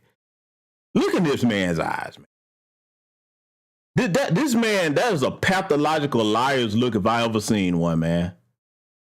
This dude right here, see, I'm gonna tell you what he is, right? A lot of y'all in here probably seen the movie Juice, right? With our brother Tupac. He the type of character like Juice was. Go and kill you and then be at the funeral hugging your mom. That's the same type of motherfucker he is right there. Yeah, y'all boy. See, all you Derrick Jaxn supporting women out here. Like I said, man, I'm going to tell you one thing about it. If ain't nobody ever told you, don't complain if another woman do it to your husband, because you're not respecting this woman's marriage, no matter what you think of her. And it's clear that she out of her mind. But let's let her continue, because I'm playing this for a reason. The word of God says, touch not my anointed and do my prophets no harm. You've been warned. And if you want to know where that is at in the Bible, go to Psalm 109. Go to Psalm 35. Go to Psalm 140. Go to Psalm 141. And keep our names out of your mouth. See, I'm going to tell you what she doing. This how I know whatever religious instruction she had coming up or whatever church she was in ain't worth a damn. The problem today with the greater majority of these pastors and preachers, I know not all, but enough to say most, there's very few pastors and preachers that actually use the Bible when they teach. The problem with people like her going to institutions like that where there's no instruction, where nobody in the damn church will stay in there 2 hours and won't open up not one scripture, won't go through it together and read it and get no understanding or discernment from it. She's cherry picking parts of the Bible that she thinks fits her situation. And see, the audacity of this woman to think that she can actually will this into existence. Oh, no, man. But see, I'm going to let her continue, though. Y'all have seen this before, but I'm playing it for a reason. In the name of Jesus. Have a blessed day. So now, y'all heard that, right? Again, in case you just coming in, I'm going to put that scripture in the chat. Leviticus chapter 19, verse 26, so that you can read that for yourself. Don't take my word for it. But let's get back to Mr. Derrick Jaxn, the ultra simp here. Okay? Now, see the picture of him over there to the left with his wife. You see the picture of him over here to the right, back view of him and the side chick. Okay. Let you know he probably got a thing for them red bones, because from what I understand, he been with a lot of them with that complexion. It is what it is. Maybe that's his preference or what have you. But you can tell she dumb as hell, and I'm going to tell you why I know this. Heifer, one thing about a man can let you know that, and maybe she knows this, because see, she could be an honest turbo thigh, okay? And if that's what she is, cool. I hope she is. I hope she's not fooling herself thinking that she finna be the next Miss Jackson, because a man's body language say everything about her. See, if we really cuffing you like that, his arm will be around her shoulder in that picture or whatever. You know what I'm saying? I mean, he'll be like, okay, I'm possessive of this. He just standing next to you. And it's going to be some more shots here where you really see he's like, okay, you just there. I know you just happy to be here with me. And she probably like, yeah, I got him. Yeah, I got him. Okay, dummy. You better think about something. Let's just say he do marry you. Do you really think that your pussy is so much more special than everybody else that you going to make him be the one to just, I'm going to make him stay faithful? He ain't going to step out on me. Oh, no, what I got is sunshine between my legs. See, that's how arrogant a lot of these chicks are. They really think that if I get with him, he ain't going nowhere. Really? Do you really believe that, honestly? Do you really think an undisciplined simp like him is just going to stop exercising his options when it's so many of you sitting there co-signing and coddling him?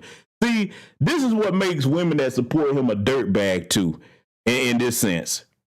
You claim that you don't want men to cheat. You claim that you want to be wise, because a lot of you women up here supporting and claim they want to be wise, but then you'll turn around and support a man that violates the institute of marriage. See, you can't have your cake and eat it too. Do you understand how psychotically schizophrenic that is and how dishonest that is? And ladies, I'm going to tell you something. I'm going to tell you something. Depending on how you look at what I'm about to say, it can be either good news or bad news. Which one do y'all want first for the women in the chat? I'm going to let y'all decide. If you want the good news first, put a 1 in the chat. If you want the bad news first, put a 2 in the chat. I'm going to wait till you respond because I got some good news and bad news. Like I said, it depends on the woman.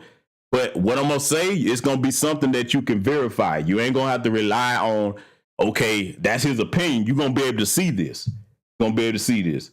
Yeah, I see one, so she put a 2 in the chat. I'm going to wait till I see a couple of more in here. Like I said, put a 1 in there if you want good news first, or put a 2 in there if you want the bad news first. Okay, I see another 2. I see a 1 and a 2. That means Sister Vanessa Jones, you kind of confused. You got to pick one, sister. I see Tasha Peters with the 2. So, okay, it looked like the 2s have it, right? Okay. So, like I said, it depends on the type of woman that you are, whether this is good news or bad news or not. The 2, all them helpers that's over there liking the Derrick Jaxn post. Woo, Derrick Jaxn, yoo-hoo, yay, Derrick Jaxn. It's okay, Derrick. You got the right to leave. If it ain't working out, go ahead. Ain't holding his feet to the fire because he attractive. That's the only reason, because you want him up in your good snicks. I'm going to tell you what the bad news is for today's dating market. And like I said, it depends on how you view this as a woman. Say what you want to say, but in conjunction, you know what, I'm going to save that part. I'll make that point later. But with today's dating market, everybody's heard of the passport bros, right? Boy, you just lit fuel under that fire. And see, say what you want about them guys. Yes, a segment of them are coons. And that's the only issue I have with them. A segment of them are coons and they go overseas and misrepresent us. But there is a segment of them that are actually really trying to go overseas to certain countries looking for wives. Now, what the bad news for them is, the American culture is global. You're not going to be able to outrun it. So you got a lot of chicks in the Caribbean and African nations, they trying their best to emulate Black American women with stuff. They just can't afford to do it as far as the look. So that's the only reason why they'll be mostly natural. They really can't afford to get all the expensive weave and all that stuff. Very few of them can. So that's the good news for them. The bad news is if they could get access to it, they would. So this is why this is might be bad news for the women. That's going to fuel that passport bro movement, because they're going to go over there and look in that comment section and be like, God damn, thousands of y'all over here? See the way that, hey, my boy called Black Vulture and said, you know, hey, the passport holds down, brother. Black Vulture, they ain't showing them no mercy. But see what they going to do, they're going to look in that comment section, they'll be like, ooh, boy, it's thousands of them over here, boy. It's not all, but it's enough to say most shit. What's the chances of me finding one that don't agree with the Derrick Jaxn? Because, see, don't be surprised. There's going to be a question that's going to come up. And them brothers are going to be serious about it, too. They're going to be like, all right, the Derrick Jaxn thing. And don't think you're going to lie and fool them. They're going to be looking. They're going to be like, okay, we're going to see if you over here liking this post and shit. Because, see, they know that if you are, in fairness to them, they can't trust you. They definitely can't entertain that long term with you because you don't have the good sense enough to stand by another woman and say, this shit is wrong. So now that I got the bad news out of the way, like I said, depending on how you look at it, here go the good news for you women with this too. This can be good news. Now that them heifers have made that shit clear who they are, they've opened up a lane for you to say, hey, nah, we ain't cool with that. Just because he an attractive brother, some of y'all may find him attractive. That's your business. You know, you can say, okay, look, he attractive, but that shit ain't cool. I'm not going to co-sign that. See, that makes you stand out to brothers. They be like, hey, you know what? Yeah, this sister ain't like that. She ain't going for it. Okay, cool. See what it is, ladies. You in a time now, thanks to the turbo thoughts out here. Yes, yeah, I call them turbo thoughts because you can see a regular thought and a turbo thought is not the same. A regular thought, she do her thing, she get around. Yeah, she done got around the block. And she still try to keep it on the low a little bit. You know what I'm saying? She'll get flued out from time to time. A turbo thought has no discretion. The turbo thoughts over there liking Derrick Jaxn shit. They wide open. They'll be on him the first supermarket. They'll jump on him and take panties off in the middle of a supermarket. A turbo thought don't give a damn. If you want an example of a turbo thought, pull up a chick named Suki Hunt and look at her. There's your turbo thought right there. A lot of people wonder what that is. Look at her. That's a turbo thought. Okay. So now it's good news for you ladies out here. For them making a distinction, all you got to do, like on the broadcast on this channel, where I broke down the reason why men don't take women serious with BBLs. If you hadn't checked that broadcast out, you might want to go down and look at it. All you got to do is do the opposite. Stand out. Stand out so that brothers can say, okay, I see the difference. You're not like them hoes. You got some standards. Okay, I might can work something out with you. Because there's a lot of sisters out here actually looking for good brothers. But see, in the passport bros defense, I will say this. They tired, man. They tired of seeing women. When I put it this way, for the honest passport bros, I ain't talking about the cool class, but for the honest passport bros, they're like, hey, man, we was raised to think little girls and women was a certain way, and now we getting this shock of seeing that a lot of the women don't have no moral standards no more. That sisterhood is gone. That's over with. Because if you willing to sit here and comfort the man, but see, we used to be like, okay, if it was really a sisterhood, why you ain't comforting the wife more? Or at least saying, okay, you know what, I'm going to stay neutral. I don't really know what's going on in the situation. You could at least do that. These motherfuckers acting like Derrick ain't did nothing wrong. And they acting like, okay, if you was to get a shot with him and become his wife, what's to stop him from doing it to you, dumbass? You see what I'm saying? So now brothers are looking at it like, damn. Like, bro, the women that far gone. See, let me tell you why it's so disappointing, right? And I know a lot of sisters like, well, why are you saying that? Like, hold your horses. I'm going to tell you why I'm saying it. Here's the thing. Salute to you, Project Leroy. I see you coming in. Here's the thing. Men, we look at the women, or we did once upon a time before this social media era where everything is twerking and women got their asses out everywhere. Men looked at the women of our community as the moral centers and compass. So when we go out the rails, the women's supposed to be the one to pull us back in. So you go back and think back to the big mama days, right? Okay.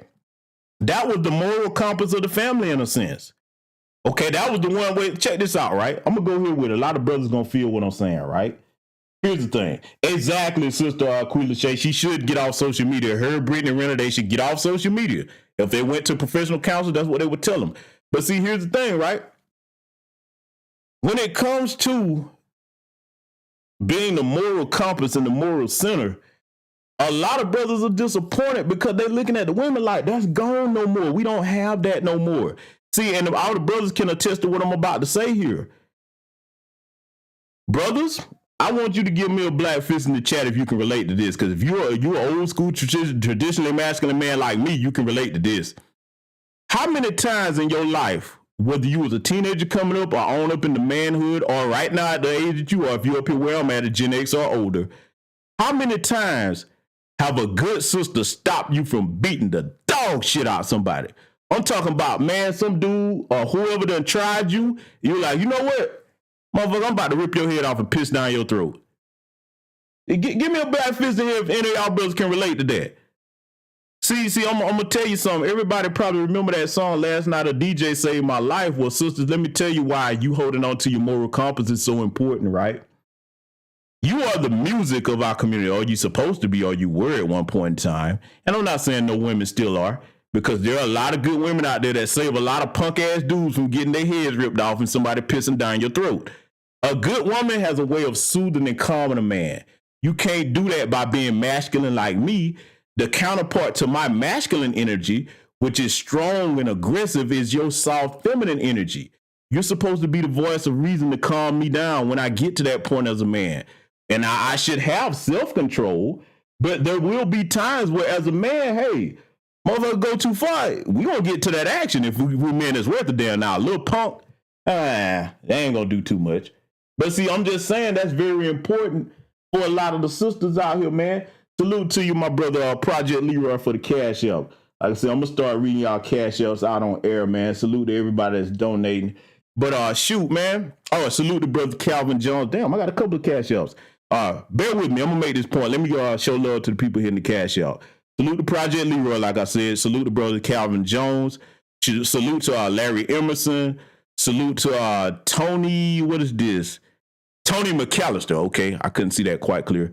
Salute to Brenda Mason. Salute to everybody that's hitting the cash up. I also put your names on the community tab. But back to my point. What I'm saying is this.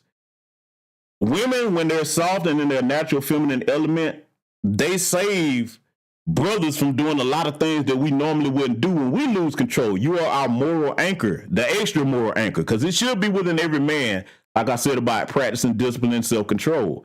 Okay, so I'm not contradicting myself. What I'm acknowledging in full truth is as men, we have testosterone. We are very aggressive. Each man's temperament is different. We have limits. So if we feel disrespected, which is the most important thing to a man, we take steps to rectify that sometimes. And sometimes a good feminine woman's word, hey, baby, look, don't do that. Come over here. No, you're not going out there. No, come here. I got you. Let's talk. Talk to me. Talk to your woman. Sit down. Hey, she done came over there and massaged you. She might do other things to persuade you. I want to keep this somewhat clean because I want the kiddies to be able to learn from this. You get the point, right? Your power as a woman is in your natural, soft, feminine energy and presence, okay? Okay, so I'm just making that point. I want y'all to understand why it's so important for you to be the moral centers and compass. That's a part of your power. Not you making as much money as a man, not you going to get a degree like a man. Your power is in being the opposite of us, which is feminine. You can't do that being a Glorilla or a Megan Thee Stallion. You're not, because see, you become a little version of a man. And we don't want that if we straight. Now, I'm gonna tell you something. Y'all might laugh at this. Exactly, Sister Quee, peacemaker. Okay, y'all are the peacemakers and we are the peacekeepers. What do I mean by that? I'm gonna tell you what I mean. The woman sets the tone for the peace in the house, okay? And whatever that tone you set, like you say, you give a woman a house, she makes it a home. The father say, hey, look, this is what your mama rules in the house. Follow what your mama say. And we, the peacekeepers, we make sure that that peace is enforced. See, when we each operate in our natural role, we have balance and order. That's how that's supposed to work, right? But see, we've gotten so far away from that today with all this goofiness going on, which is why it's so egregious that healthers, dirtbags, support Derrick Jaxn, female dirtbags. That's right. Yeah, that's right. See, nobody would probably put it that way. So what I'm saying is that's why it's very important for you to embrace that natural part of who you are. That's an important part of keeping a family together, okay, with the right person, all right? So now I'm going to get further into this because we got a lot to cover here. You know, we gonna get through it tonight. Like I said, everybody giving their takes on it. I'm going to get a taste that a lot of people probably didn't cover. Now, look at this picture, old DJ. You can cue the music again if you want to. Go ahead and play that Shaggy It Wasn't Me. Don't it look like a Shaggy It Wasn't Me photo? Oh, look at it, man. Old DJ, you lying dirtbag simp, you sitting up here lying all this time, telling women all that bullshit. It's never them. See, again, I got to reiterate this, ladies. Any man that just sit up there and kiss your ass and tell you that ain't nothing ever wrong with you, first of all, you know how much of a narcissist you got to be to even really believe that? It's one thing if you just like hearing it, but if you really believe that, you think ain't nothing ever wrong with you? Are you perfect? Really? You really think it's nothing ever wrong with you? That's impossible. And a man that tells you that hate the shit out your ass because, see, that mean, okay, I'm going to show you. I'm going to put it in practical context. A man that kiss your ass don't never tell you when you're wrong, right?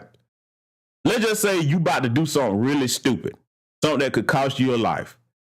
We're going to make it real simple. Let's just say you about to go into a certain part of town and we like, you shouldn't go there without us. I'm strong and independent. I can do what I want to do. Oh, babe, I don't think that's a good idea to go there without me. And you're going to go anyway. A good man that love you, he going to stop you from doing that. Now, a simp that you can run over, oh, yeah, you are strong, baby. You can do anything. Yeah, you are. Okay, you go to that part of town and then something happen to you. And if you're lucky, you making a phone call. Now we got to come get you out that situation. You see what I'm saying? Real talk. Hey, yeah, that's his theme song, Black Voltron. If he become a pro wrestler, he got to come out the Shaggy It Wasn't Me. So, like I said, look at this picture, right? Look at his face and look at her face. Now, I'm going to break down something that a lot of people probably didn't point out about this picture here. Because, yeah, Tasha K got him, boy. She put his business out there. You know she owe Carter B that $4 million. So, hey, you got to get it how she live. I feel you, Tasha. That's a heavy-ass bill for running your mouth. And that goes back to discipline, what I was talking about. But that's a story for another day. Man, look at his face, though. He's looking at it like, yeah, bitch, I'm Derrick Jaxn. You happy to be here. And she is. Look at her face. Woo, I won, Derrick Jaxn. I got him. I got your hubby. Yeah. Turbo thought. I'm going to show you why she's stupid. If all you got was some dick out the situation, see, See, I'm gonna give it to you this way. Like I said, I done gave it to y'all from the upright moral standpoint, but I'm finna give these Turbo Thought some games. See, Turbo Thought, whatever your name is, while you sitting in there cheesing in the picture, if all you got was some DJ Slong out of it, if you didn't get him to break you off nothing that you can invest in some index funds, okay, and S&P 500, anything, if you didn't get nothing to start no business, if you ain't getting no bread from it and all you getting is dick, if he ain't signed nothing over to you, I'll do you one better. Let's just say, but this is the combination package that you should get if you're going to deal with a Derrick Jaxn. Turbo Thighs, listen up, because a lot of y'all are very stupid. A lot of y'all are very slow. All y'all do is just hop on dick and like to get pictures for likes on Instagram. Bitch, if you can't translate this picture with you and him into some money that can go into your bank account, you dumb as hell. You dumb as hell. A wet pussy and a dry purse don't go together. Yeah, I said it. I'm talking to the thoughts right now because a lot of them are just stupid. So if you're going to be a thought, let me tell you what you're supposed to do. In addition to getting some bread from Mr. Derrick Jaxn, this is what you're supposed to do. You're supposed to say, okay, not only you going to cake me off, I'm going to need some bread, but you're going to introduce me to some business connections that you got so I can make the business connections. So after I put this money in the bank or whatever I'm going to do with it, I got access to make more money through the connections that you got. Yeah, that's what you're supposed to do, Turbo Thought. But see, this little old goofy heifer right here with that weave in her head and the damn tattoos, I already know it don't take much to impress her. He probably bought her a couple of drinks, took her to some restaurant or whatever, and then smashed. And now, I'm going to take a picture with you. Can I take a picture and post it, Derrick? Yeah, go ahead, bitch. You lucky to be here. Okay. Yeah, all right. And you broke. That's how you supposed to do this, man. If you're going to be a good hoe, man, you better make it count. And see, I'm going to tell you where you were really getting at. Yeah, I'm just going to throw it out here, Derrick, because you out there in the game, man. I got to, I'm going to throw the Turbo Thoughts at Lifeline. If they using that, it's up to them. If you're smart, you'll go ahead and pump out a baby from them so you can be financially connected to them. Because, see, we all know the family court system is geared to be on the women's side. So, I mean, hey, go ahead and hook him up. Make sure you keep a little bit of DNA and be smart about it. You go get a paternity test proving that it's his baby. See, this is over a Turbo Thought's head. If you're going to play the game, bitch, play to win. You hear me, all you Derrick Jaxn helpers out there liking his comments? See, a lot of y'all liking and you want to be next, but you too stupid to get anything out of it but dick. You dumb dirtbag, you. Yeah. Oh, I'm making it hurt. Ain't nobody going to really tell you the truth like over here tonight. But we got to do it. And see, look, let me try to throw an extra lifeline with this thing right here tonight, right? Let me try to throw an extra lifeline. Let me tell her what she probably should do. Okay, see if, dum-dum, see if you can do this. See if you can take these photos and somehow sell some of them, I don't know, to some people, the ones that everybody has seen, because see, the ones that's already out there, you can't make no money off them dumb. If you smart, you got pictures of him in private where you can blackmail his ass, be like, look here, player. Now, I done let you bend me over. You done had a lot of fun with me. I ain't say nothing to this point. Now, I already told you I'm going to need this 70K or this 50K in my bank account. You told me that you were going to give it to me by a certain amount of time. I ain't seen no zero hit my bank account. So look here, partner. Let me tell you what I'm finna do. You see this right here? All right. Don't put your hands on me now, because you know if I say that you did something to me, I'm going to ruin your reputation and your bag. So now this is what I'm going to need. I got to tax you. That 70K, that's going to went up to 85K.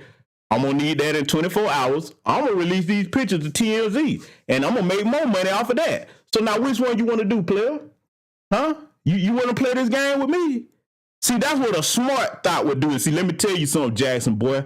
Yeah, let me tell you something. Super simp, Jaxn extraordinaire. Boy, let me explain something to you. See, you new in the game. See, this the part where I'm finna get into the dirtbag part. I told you, I'm gonna break this down like ain't nobody else talking about it. You little minor amateur dirtbag simp. Boy, I'm gonna tell you some place in the country where you better not go. If you hadn't already been, and you better not be there too long doing what you're doing. Cause you gonna find one down there in Miami with some sense. That's a dummy right there. You better be able to discern when you're dealing with a dummy and one that's got sense to break your ass in the game like I'm talking about. You better keep your dumb ass out of Las Vegas. Cause see, them women over there, boy, they're like, ooh, shit, I can't wait till he come over here. They doing the Birdman Henry. They're like, oh, I'm gonna show you how a bitch work the game. Oh, they waiting on you, boy. They in the mirror, boy. They done got the little baby head and the chain. They done went back and started playing the hot boy music. They're like, ooh, I hope this super simp bring his dumb ass out here so I can show him what the game is all about. Take your stupid ass up to New York. Oh, boy. They gonna give it to you, though, boy. I'm gonna tell you right now, boy. You take your dumb ass to Atlantic City, woo! Y'all, if my brothers that travel, am I lying? Y'all know what kind of women out there be like, hey, boy, these little amateurs, move your little dumb ass out of the way, bitch. You ain't trying to get no money. I'm finna work this. Now, look, let me tell y'all what's gonna happen, right? I'm gonna make a prediction. Y'all gonna think I'm being facetious about this? If you see him end up in a situation where it's another woman and she's, you know, a partner in the company, that's gonna be the smart bitch that's like, look here, player. All that little rolling around the sack that we did, yeah, I'm gonna need half the stake in your little company. Yeah, I don't care what you tell these hoes. I'm in it for me. So I'm gonna get half of what you getting. I'm gonna be the co-CEO, whatever, and you gonna have to, you know, put my name on this merchandise that you got. Yeah, in fact, the business, you gonna fund my podcast. That's right. We doing a podcast. I don't know how to talk. You ain't got to talk. Shut up. My name is on it. You gonna fund me a podcast. We gonna be on there, and I'm gonna be the heifer. That's the counterpart giving these motherfuckers advice. I'm gonna get more than dick out the situation. See, I'm telling y'all, boy. He go to them city that I just named. Oh, there's a chick out there waiting on him, boy. Oh, she waiting. See, Derrick. See, you too young to be out here trying to do this. You don't know what you're doing, boy. The best thing for you to do is you got two options that'll be smartest for you, you dumbass. What you better do is either get yourself some help and go back to your wife, which I wouldn't trust going to sleep on that woman after you did all that. But boy, you know, you got the right kind of money. You can kind of make it up because she been there that long. So hey, you're gonna have to do some extra stuff, but hey, or you can do this. Go ahead and cut her loose. You better pick you one turbo thought and deal with that, because if you keep running around out here, see, all these women ain't as dumb as them little heifers over there, the dirt bags liking your shit. Some of them got some real game. You gonna run across one of these real thoughts that know how to break you, and you done. Oh, you done. I'm trying to tell you done, boy. But see, check this out, right? I'm gonna tell you something. You see where this picture came from, Tasha K. Imagine if he ran across a Tasha K. Let's just say hypothetically, Tasha, don't you come over here trying to sue neither way. You too broke to sue. You ain't got no money to sue me. But just hypothetically speaking, let's just say he ran across a Tasha K minded chick. Now, whether you like Tasha or not, now tell me if Tasha wouldn't get that bad just like I see her or not. Come on now. Say what you want about her now. She do some grimy dirtbag shit, but she's not dumb. Well, she was dumb when it came to losing the case against Cardi B. But I'm saying she got the mind to break him like that. That's what the point I'm trying to make, right? That's what I'm saying. So, I mean, you know, with the situation with him, you know, he just a matter of time before he run across the right one. He better stay out of certain places, man. But see, let's get further into this. Because, see, I got to really make this stick here tonight before we wrap it up. I got to really make this stick. Because, see, like I said, you see pictures of this man with the little side chick and everything, and that weave looking a little dusty and dry. Like I said, I ain't no weave guy, but damn, man. Like, look, you at least could have got a decent weave out of it or a natural hairdo or something. That's how I know she's stupid. Hey, exactly, Project Leroy. I see that, man. She say, her Project Leroy say Tasha K got 4 million reasons to clean Derrick out and she had the opportunity. Exactly. She got to get to the bag right now. And see, like Brother Black Vulture said, the smart hoes would be like, hey, we in business together. Exactly. That boy better stay out of certain cities. Somebody in the chat here asked me, how did I learn about these turbo thoughts? Oh, man, shit, man, look here. Look, I'm going to tell you like this. I was the brother coming up to the person that asked me that in the chat. I was the brother that come up, and I didn't just learn by experience. Sometimes the best way to learn is through watching other people make mistakes. That's the best way to learn, too. You don't have to stick your hand in fire to know that it's hot. So I'll say that about that. But just put it like this. Ain't nothing finna get me like this. Oh, no, nowhere in hell. Because one, I'm not going to lie to you about nothing. And number two, I'm going to have limits. Because a man with discipline that has worked hard to build up his finances, you're going to limit yourself or you're going to lose everything. And this fool right here, let him keep playing. See, look, I'm going to hurt your feelings, Derrick. Turbo Thoughts, I know you're mad because I done called you out, but I'm finna give you one last piece of game before I leave it alone because I done gave you too much here tonight. All the Turbo Thoughts should be paying me for this because this how you deal with a Derrick Jaxn if you're really trying to get to the bag. What you would do, oh, sister, I'm from Atlanta, Georgia. That's where I'm from. Yes, Atlanta, Georgia native, not a transplant. I am Atlanta, Georgia native. But this is what you do, right? This is the last piece of game I'm going to give Turbo Thoughts now because Turbo Thoughts, you getting some gold game for free tonight. What you need to do, and Derrick, I'm doing this to you, brother, because you ain't shit. We don't fuck with you. Men is with standards. We don't want you nowhere near us and what we trying to build because simps like you destroy shit. So I'm going to give them some game to help destroy you. All the Turbo Thoughts nationwide right now in the cities, if you in Vegas, if you in Atlantic City, or you come down here, and see, he been around here in Atlanta with some little goofy ones, but the whole down here that's got some sense, the chicks in Miami, the chicks in New York, them main cities right there, let me tell you something. This is what y'all should be doing. You should be having a Turbo Thought convention. You can do it virtually, go on StreamYard, whatever. And what y'all need to do, since all of y'all done decided to share him anyway, wherever he go, we breaking his pockets. It should be an all thoughts bulletin put out on Derrick Jaxn. That's right, I said an all thoughts bulletin. Wherever he show up at, put an all thoughts bulletin out on Derrick Jaxn. Play the Shaggy theme music. That since he said it wasn't him, okay, cool. We gonna see if it was him or not. By the time y'all get together, just be like, hey, look, this the plan. This how much we taxing. You shouldn't go on your back for free. You should make that Turbo Thought simp man have to pay and come out of pocket for every experience that he have with you. If you smart, they be like, well, no, I see how you look. I can get, look, a real chick knows she can get somebody with a Derrick Jaxn body anywhere. Can you get to the bag? I'm just saying, it's a recession coming up. You better do more than lay on your back if you're gonna do it. That's the only game I'm gonna give you Turbo Thoughts for free. I'm gonna leave that alone. I'm gonna leave that completely alone. But see, we got to get to something else, right? And I'm gonna deal with this. Look at this book, because this part right here that I really want to impress upon the young women, so that y'all don't get fooled by this when you listen to this live and recorded. Salute to Tony Barrister for the cash out. Salute to you, brother. But here you go. Look at this book. Look at the imagery. Heal together. Now, ladies, I want y'all to see how they psychologically fuck with y'all, because a lot of y'all that's into these romance novels and stuff like that, one of your biggest weaknesses is allowing yourself to be too far gone into escapism. Because that's everybody's fantasy, and most of the women that find him attractive. You want a guy about that size with that build, dark-skinned brother, okay, a lot of money.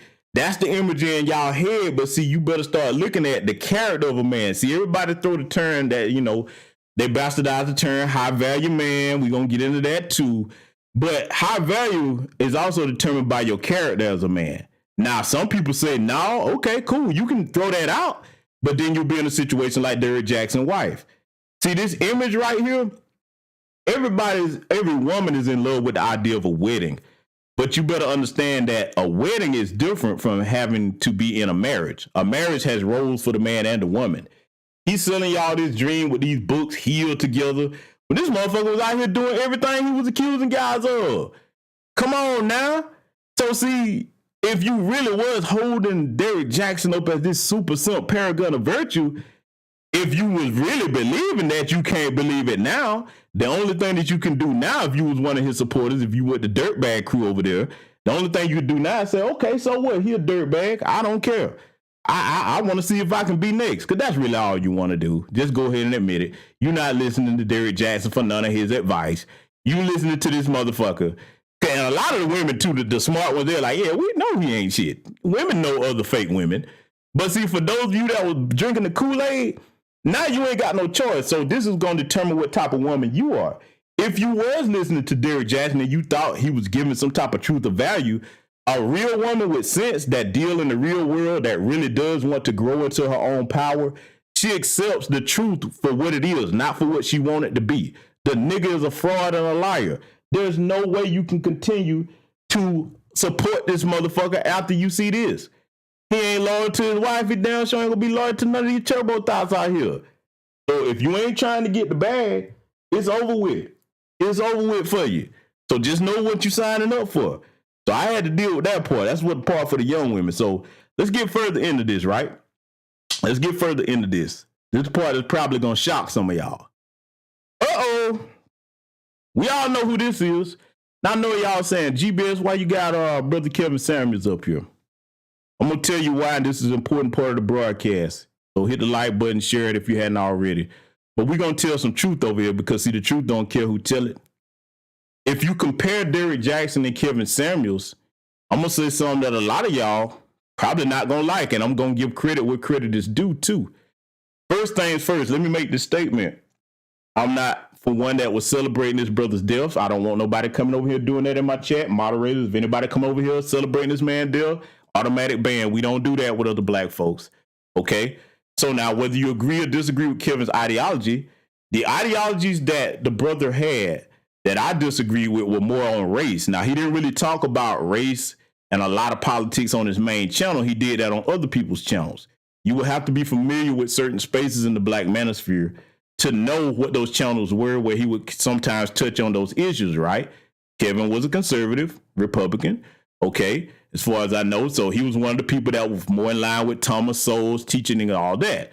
So it's one thing to have an ideological disagreement with somebody versus hate him. He was one of them ain't no white supremacy type of guys. We just telling the truth. You wouldn't know that if you just came across Kevin when he blew up.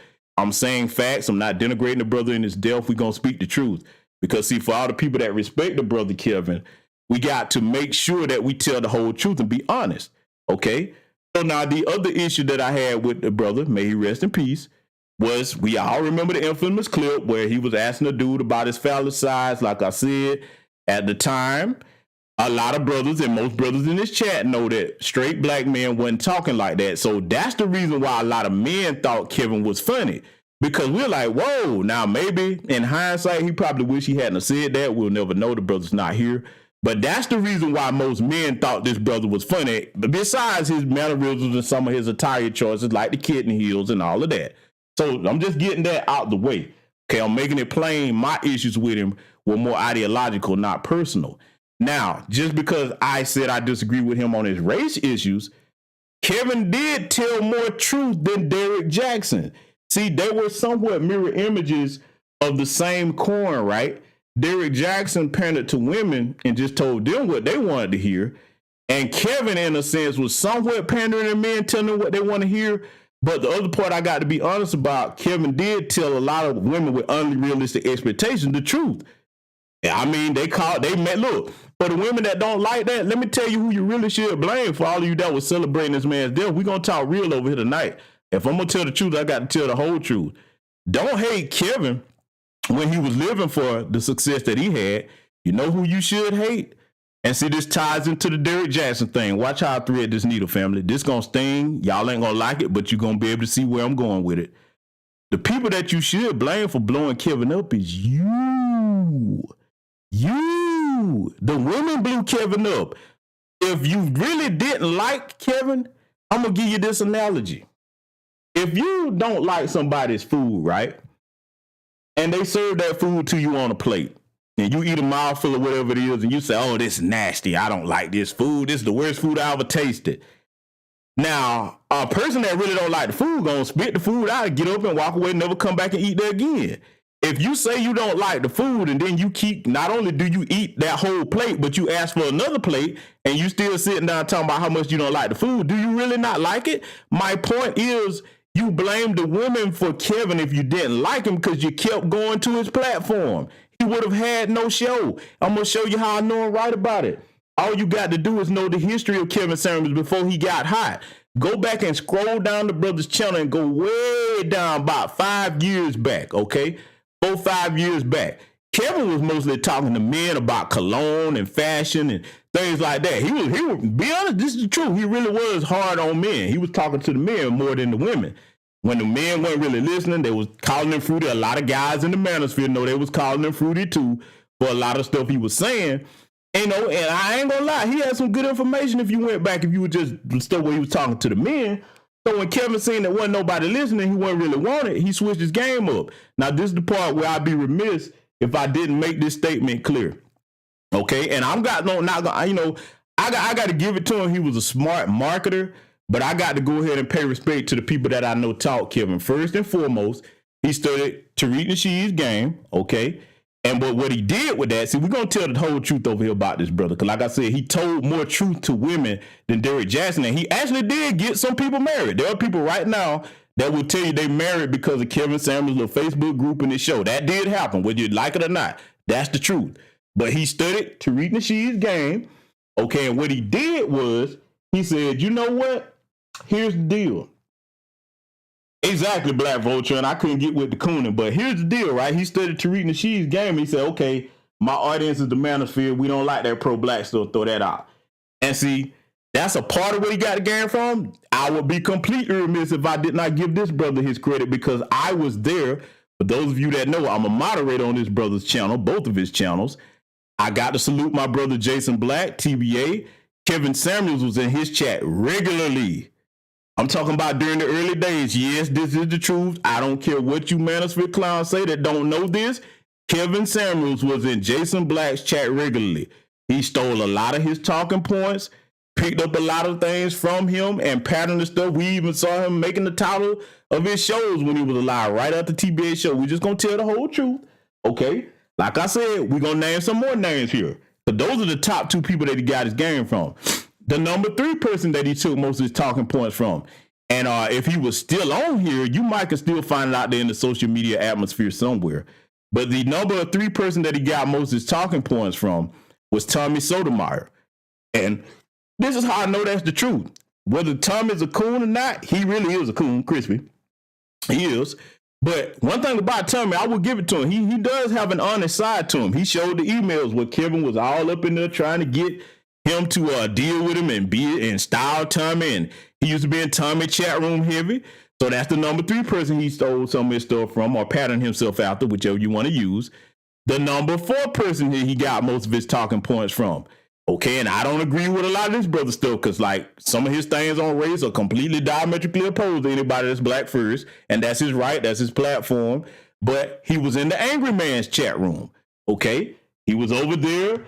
He was getting a lot of talking points from Angry Man. See, we're going to tell the truth, man. We're gonna tell the truth. See, yeah, Norma X, yeah, Jason Black was Kevin Samuels' teacher. That is what it is. That can be verified, okay? I mean, all you got to do is just go and look back if you know the history of it. See, if you over there on the business, I suggest you subscribe to that channel if you really want to get the real game or power dynamics, not relationship talk. Jason will teach you, and I'm telling you from personal experience, Jason will teach you if you listen to him, even if you disagree with him. He'll teach you how to get your paper straight. And he can help you out as far as like getting your situation in position to deal with women the way you should as a man too. I'm not saying that you're going to agree with everything. I'm not telling you to like the brother. I'm just saying if you want practical information that works, I would advise you to subscribe to the business. So now he was in Angry Man's chat a lot. Angry Man can prove it. He had his number. They was talking back and forth. Everything I'm saying can be verified. Okay. I'm not speculating. This ain't my opinion. And so he was emailing Angry Man too about a similar fashion because Kevin was trying to style these guys. That was his thing, right? Okay. So the number 4 person that Kevin Samuels borrowed bits and pieces from. See, a lot of this is going to make sense. A lot of y'all that's been in these spaces are going to know I'm telling the truth about this. Kevin got a lot of his game from a guy named Obsidian Media Network. That was a good friend of his, fellow Republican and everything, fellow Manosphere member, one of the founding Manosphere 2.0 members, okay? Which those main people would be Angry Man, O'Shea Duke Jackson, and Obsidian, right? All right, so Kevin got a lot of his talking points from Obsidian. He even promoted that brother's book. I think that's the only person whose product that he promoted on his platform. But see, like, unlike most people, if I had a criticism about something Kevin was saying, I wouldn't just take a clip. I would watch the whole thing so I could put it in proper context if I had a criticism about it, right? So here's the deal, right? Here's the deal. Yeah, I saw that, Grim Noir. I know. I was there. Like I said, I'm a moderator for the brother. I know. But he got a lot of stuff from Obsidian. I really don't agree with a lot of his stuff when it comes to race. This dude, out of his own mouth, Obsidian said when he was coming up, he admired Rush Limbaugh. That tell you everything you need to know about that as a kid. So you already know what a lot of his stuff is. So the number 5 person that Kevin got a lot of his talking points from, because there are others, But I would be remiss if I didn't mention Minister Jap. Okay, him and Jap were very good friends. Okay, and he got a lot of his stuff from them. So if you ever felt like Kevin sounded like other people, that's why. Those are the main 5 people that he got a lot of what he know from. So this is why when you come into brothers like Jason Black chat room talking about KS this, you sound like KS, TBA looking at you like, motherfucker, he learned everything he knew from me. See, I'm gonna tell you one mistake that I felt he made, and I said this is my opinion. He acknowledged Tariq and shouted him out or whatever, but he should have just did that for everybody. Now that doesn't mean that he would have had to change what he was doing, but he should have gave credit where credit was due, right? I mean, if you get something from somebody, just say it. That's like right now, if I use, I forgot one person. Oh man, 6th person he got talking points from. And RIP to this brother too. He had a lot of good content. He recently passed here. Alan Roger Curry. Kevin Samuels got a lot of his stuff from Alan Roger Curry. Probably if I say the 3 most people that he had was influential on him out of all the 6 people that I named, Tariq Nasheed, Jason Black, and Alan Roger Curry. Okay, those would be the 3 that I would say influenced him the most. If you don't know who Alan Roger Curry is, there's a great book that you should get of his called Mode 1. Good reading. A lot of people think that book is about dating. No, it's about effective communication and being honest, which is something Derrick Jaxn should read, so you don't have to be out here lying to women. Mode 1 is a good book to read by Alan Roger Curry. Rest in peace to that brother. Man, condolences to his family, his wife, and his young son, man. But yeah, those are the people he got his talking points from. So if you ever come into people chat because you just discovered Kevin and was like, oh man, Kevin, you sound like Kevin. No, he sound like them. That's the truth. So I just wanted to give credit to those brothers to tell the whole truth about it when you have the Kevin Samuels conversation. Now, the women that had an issue with him, again, this goes back into the main theme of this broadcast here. If you go back and listen to his old stuff, he telling you more truth that can help you than Derrick Jaxn. See, the shit Derrick Jaxn telling you ain't gonna get you married to no man the kind that you want. Some of the shit Kevin was saying, and definitely if you want to really get the real game, go over there to the business where he learned it from. You go over there and get that. That's going to help you, for those of you sisters that want to be married, take that advice. I guarantee you your situation will change within 2 years. Look, let me go ahead and give you the main difference. Salute to you, Brother George. I know what he was able to do, George, but we telling the whole truth over here about this today. And then what I just said is the verifiable truth, brother. But let me go ahead and make the difference between Brother Jason Black and Brother Kevin here. The main difference between Kevin and TBA is Jason would tell you, after I tell you something to try, 3 words, call me back. Whether you like him, don't like him or not, Jason will say, put what I said to the test and call me back and let me know if what I told you worked or not. Don't believe me? Go over there and subscribe to the business and call in. Go over there and sign up for his Patreon. If he tell you, hey, do this or that to get this or that certification, he gonna say, listen, after you go do it, or you go and get your trucking license, you get all your certifications, call me back. Call me back. Okay, that's the difference. Kevin did not do that. Okay, and that was his right not to do that on his show. So like I'm saying, I'm not saying anything to disrespect the brother. I'm just saying Kevin told way more truth than a Derrick Jaxn.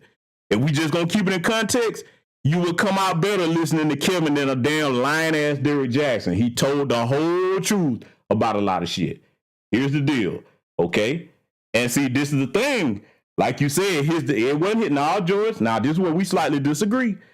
It wasn't so much Kevin's delivery, other than the women being able to tune in night after night because they kept thinking that, okay, if I call in, Kevin ain't gonna hit me with the truth, and Kevin hit everybody with the truth. That's the part right there. So that's a part of it. I'll say that, George. That's a part of it. The women were like, okay, I'm gonna call in, and he ain't gonna do me like that. And Kevin was like, no, you too. You're not gonna call me and be damn near 200-300 pounds talking about you gonna want a high value man and all of that. That's not realistic. The type of man that you say you want ain't looking for you. And they hated him for that. But look, I tied in again. That's the thing. You're right. That's the point. But I'm just making it clear, George, that it was a combination of both. Because like I said, for the women that had a problem with Kevin, if they wouldn't have called into the show, he wouldn't have had a show. And it wouldn't have mattered what kind of delivery he had. You see what I'm saying, brother? The women were the product, okay? The men supported him financially for the stuff they like to hear. That was a smart business model. But without the women calling in, there would have been no show, bro. You see what I'm saying? So what I'm saying is, ladies, you could use what Kevin was telling you, because he was like, hey, get in where you fit in. Be real with yourself. There's some things you're going to have to do if you want to get these types of men that you say you want. Because he's telling you what they're looking for and what they're not looking for. Real talk. You see what I'm saying? So for the dirtbag women that support Derrick Jaxn, I'm going to tell you right now, I reiterate the point. You are immature. You're going to stay stuck and stagnant. And if you're not smart enough to do what I said that Turbo thought should do, you ain't going to get nothing out of the situation, even if you do run into Derrick Jaxn. Okay? So you got a choice to make. If you want to grow up and go where you can get some real knowledge and real truth, and I'm just going to say it like it is. If you don't like Jason Black, okay, cool, fine. You would get the most help from that channel because that's somebody that's going to give you advice and say, call me back. But you can still go to Kevin's archives and look at a lot of his content and digest it for what it is. And I guarantee you're going to learn more from that than you will that bullshit that Derrick Jaxn is talking about. Okay? So see, that might surprise a lot of people. But like I said, what you're going to hear over on this channel is the truth. I'm not going to make up no lies about nothing. I'm going to tell the truth across the board, okay? Be upfront with everything. So that's for you women that was sitting there carrying on about that. But let's get to this next thing, right? Because, see, I had to put that in there and tell the truth about it. You ain't going to hear that from the men or women on both sides for different, political reasons, as far as like in the content creator world. But everything I said about Kevin can be verified. That's the whole respectful truth without denigrating that man and dancing on his grave. And see, one more thing. Let me go ahead and make this clear, too, before we move on from my brother Kevin, may he rest in peace. The Derrick Jaxn event, and I'm calling it an event of you women that sit there supporting that dirtbag like that damn Derrick Jaxn. This is a significant event as you sitting over there celebrating when Kevin died, because, see, let me tell you what is further underscoring, and not just to people in the manosphere, okay? Let me make it clear. When you celebrated Kevin's death, let me tell you the one thing that it did, right? For those of you women that don't understand this, and you can take it or leave it, this is the truth. Whether men was in the manosphere or not, all men looked at that as a low blow. They were like, okay, this man didn't physically do nothing to none of you. That's fucked up. You didn't like what he said. You called into his show willingly, and you celebrated his death. We all, even if we didn't agree with Kevin, we're like, okay, damn, this is some cold-blooded shit right here. That made a lot of men have to question the state of the mindset of most women around us today. We had to stop and say, oh, shit. Okay, you didn't like something the brother said, and damn, you gonna celebrate his death? So every man was like, this is a brand new breed of women we're dealing with. Okay, and then let me tell you what else I find egregious about it, and I'm gonna say it, she can get mad if she want to. You had a lot of people that was criticizing Kevin when he was alive, the women, and then they took his swag when he died. Kendra G, yeah, I'm talking about you. That's right, and there's a lot more of them doing it too, because a bunch of simps, they know that they'll call over there to the women's shows, and then you sitting up here, you doing the same thing Kevin was doing. Well, not the same thing, because you can't really tell that kind of truth the way he was. But you know, it's some simps gonna follow a chick with some cleavage showing and some fake weave and sitting up there just saying a bunch of garbage. So yeah, I'm putting that out there. I'm not gonna call no names other than her. But Kendra G, I want you to know that. We see you. That's despicable. How you gonna go from hating the man, now you gonna steal his swag when he did? Exactly, that just pearly chick. Oh boy, Torrent. Brother, one day, me and you might have to cook together on that. We might have to set that up. But see, one thing I'll say about that, I'm glad you brought it up, Brother Torian. That's over there in the UK. So a lot of them Caribbean UK brothers and continental Africans are off code for having a white woman up there running her mouth about black folks' business. That should be a family affair. That's one thing I will give extra respect to Kevin for. He mostly kept it a family affair on his show. Melanie King, her too. Kevin mostly kept it a family affair on his show, though. He wouldn't let no white women get up there and drag black women. I seen, if anybody say to the contrary, I can prove them wrong. He checked Hispanic bitches and white bitches for coming up and say like, hey, whoa, you can't talk that way about black women. So I will give respect to where it's due on that part, right? See, I'm able to speak the truth about somebody I had an ideological disagreement with. Because I didn't hate the brother. I disagreed with some of his methods. Okay, so further, before we get off of this situation right here, the other event that I mentioned, now that all of you are liking Derrick Jaxn shit and you sitting up here disrespecting the institution of marriage, all the brothers that did rock with Kevin, they're like, God damn, he was right. See, I want you to understand, ladies, for those of you that are not like them hoes over there liking Derrick Jaxn pictures, all these little comments and stuff, agreeing with what he doing to his wife, I'm letting you know that a lot of men are like, damn, Kevin was right. Look at how they acting. They celebrated his death. Then they don't have no respect for marriage, but they claim they want marriage. So you better make yourself stand out from them hoes. That's what I'm telling you, right? I'm telling you. They've opened up a lane for you to make a distinction. So bottom line is, let me say it clear and plain before we move on to the last part of this. You better not be one of them that's defending them. You can't have 1 foot in and 1 foot out and want the guys to take you serious.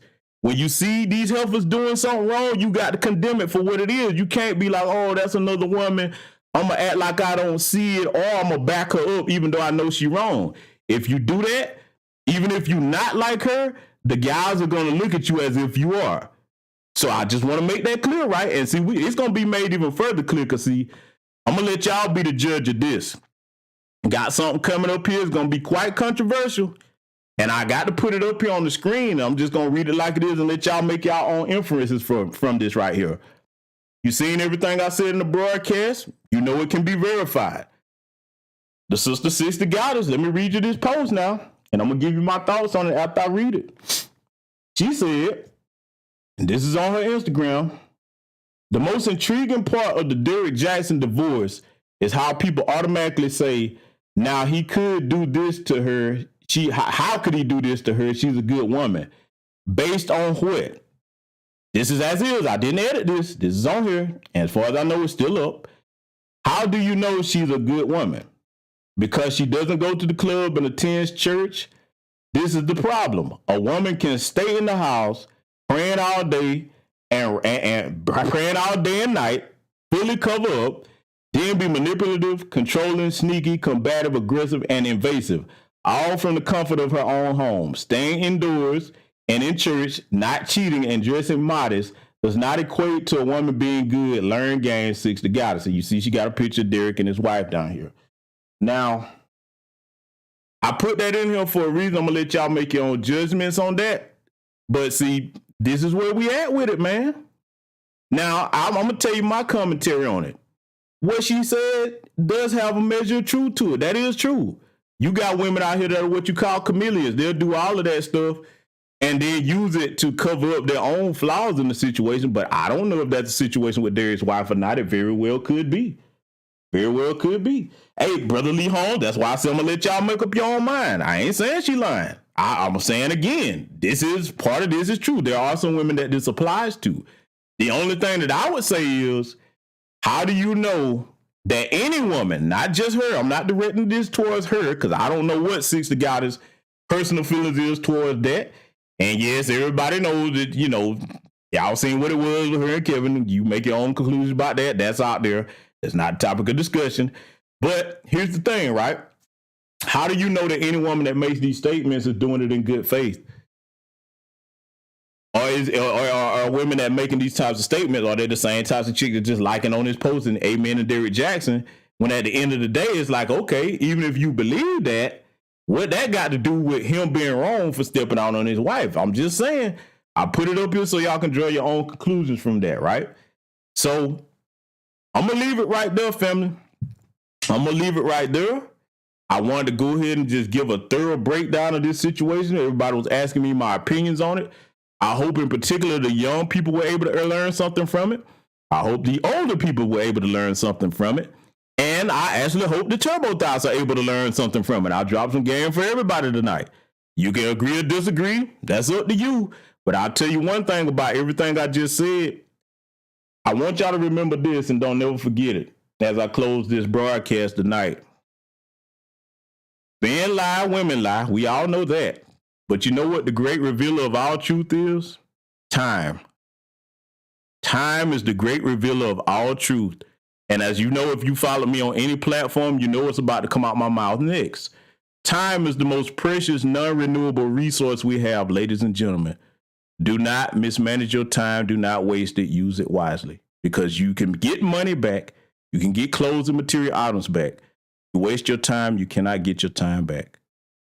That said, ladies and gentlemen, I'm going to close it. right here. Salute to everybody that donated. Your names will show up on the community tab of this channel. Back to business, what I want you to do also, since we are getting ready to wrap this up, I want you to subscribe to my Rumble channel. Because, see, over there, I discovered that I can cook on a lot of things that they won't let you cook on over here. I want y'all to go ahead and subscribe. Please make sure that you get over there as soon as we get to 100 on that channel. We are going to be doing some serious cooking over there. And I also want you to subscribe to this event before we wrap up here. I want you to subscribe and sign up for the Areta Susse Run. That's the website in the chat. I want you to subscribe and go to that. If you want to participate, it's in Tampa, Florida. And I want you to follow the sister who's hosting the event, Dr. Kenny, on the IG. Okay? Subscribe to that, participate in the event. Be prepared to celebrate the Areta Susse holiday if you are so likely inclined, our own holiday. Like Dr. John Henry Clark said, we don't ask them for holidays. We take a day. We make our own holidays, which is a part of strengthening our culture. Ain't got nothing to do with whether you like Tariq or not. I personally think it's a good idea because we need to get in the habit of not waiting on the white folks to tell us what to do and what not to do. With that being said, good night, ladies and gentlemen. Salute to you, Black First. I'll see you all in future content. There are a lot of misconceptions about Maroons. Typically in literature, whites will say that the Maroons were uncivilized, they were unorganized, they were lewd, they were barbaric. These were the people who lived in the bush. There is no other group on the planet Earth that have taken on the devil the way we have, in his own house. Some estimates say that there are about 50,000 Maroons that you can find per year throughout the Americas. The Great Dismal Swamp was an area between that Virginia, North Carolina, the eastern border area. This was a popular area for a lot of not only runaways, but natives. A lot of the black natives hung out there. The Gullah Geechee were known in that area. Because that's who we are. You can put us anywhere in the world. We are survivors. If you are really tapped in with your environment and you become one with that ecosystem, right? You know what I'm saying? That ecosystem begins to work with you. We were robbed of our definition of who we were, in our tribe, and we fell into the description of what we were from someone else's eyes. Resistance is not just about not only violence and physically fighting back, but there has to be resistance literature, resistance language. A whole 2 detachments of U.S. soldiers got mowed down by the Black Seminoles. They destroyed an entire U.S. military force. Out of 110 people, they killed 108. That's damn good shooting. The Black Seminoles were using all types of guerrilla warfare tactics, and these warfare tactics are studied in military schools to this day. They didn't like Muslim slaves. The same reason they didn't like Indian slaves, because they weren't afraid to die. Once you realize you're not safe, your children and your families aren't safe, the people who you're bringing in the world are not going to be safe long after you, there becomes a need to stand up and survive at all costs. We are the Maroons. We are today's Maroons. We are the force that's moving forward. We will never be stopped.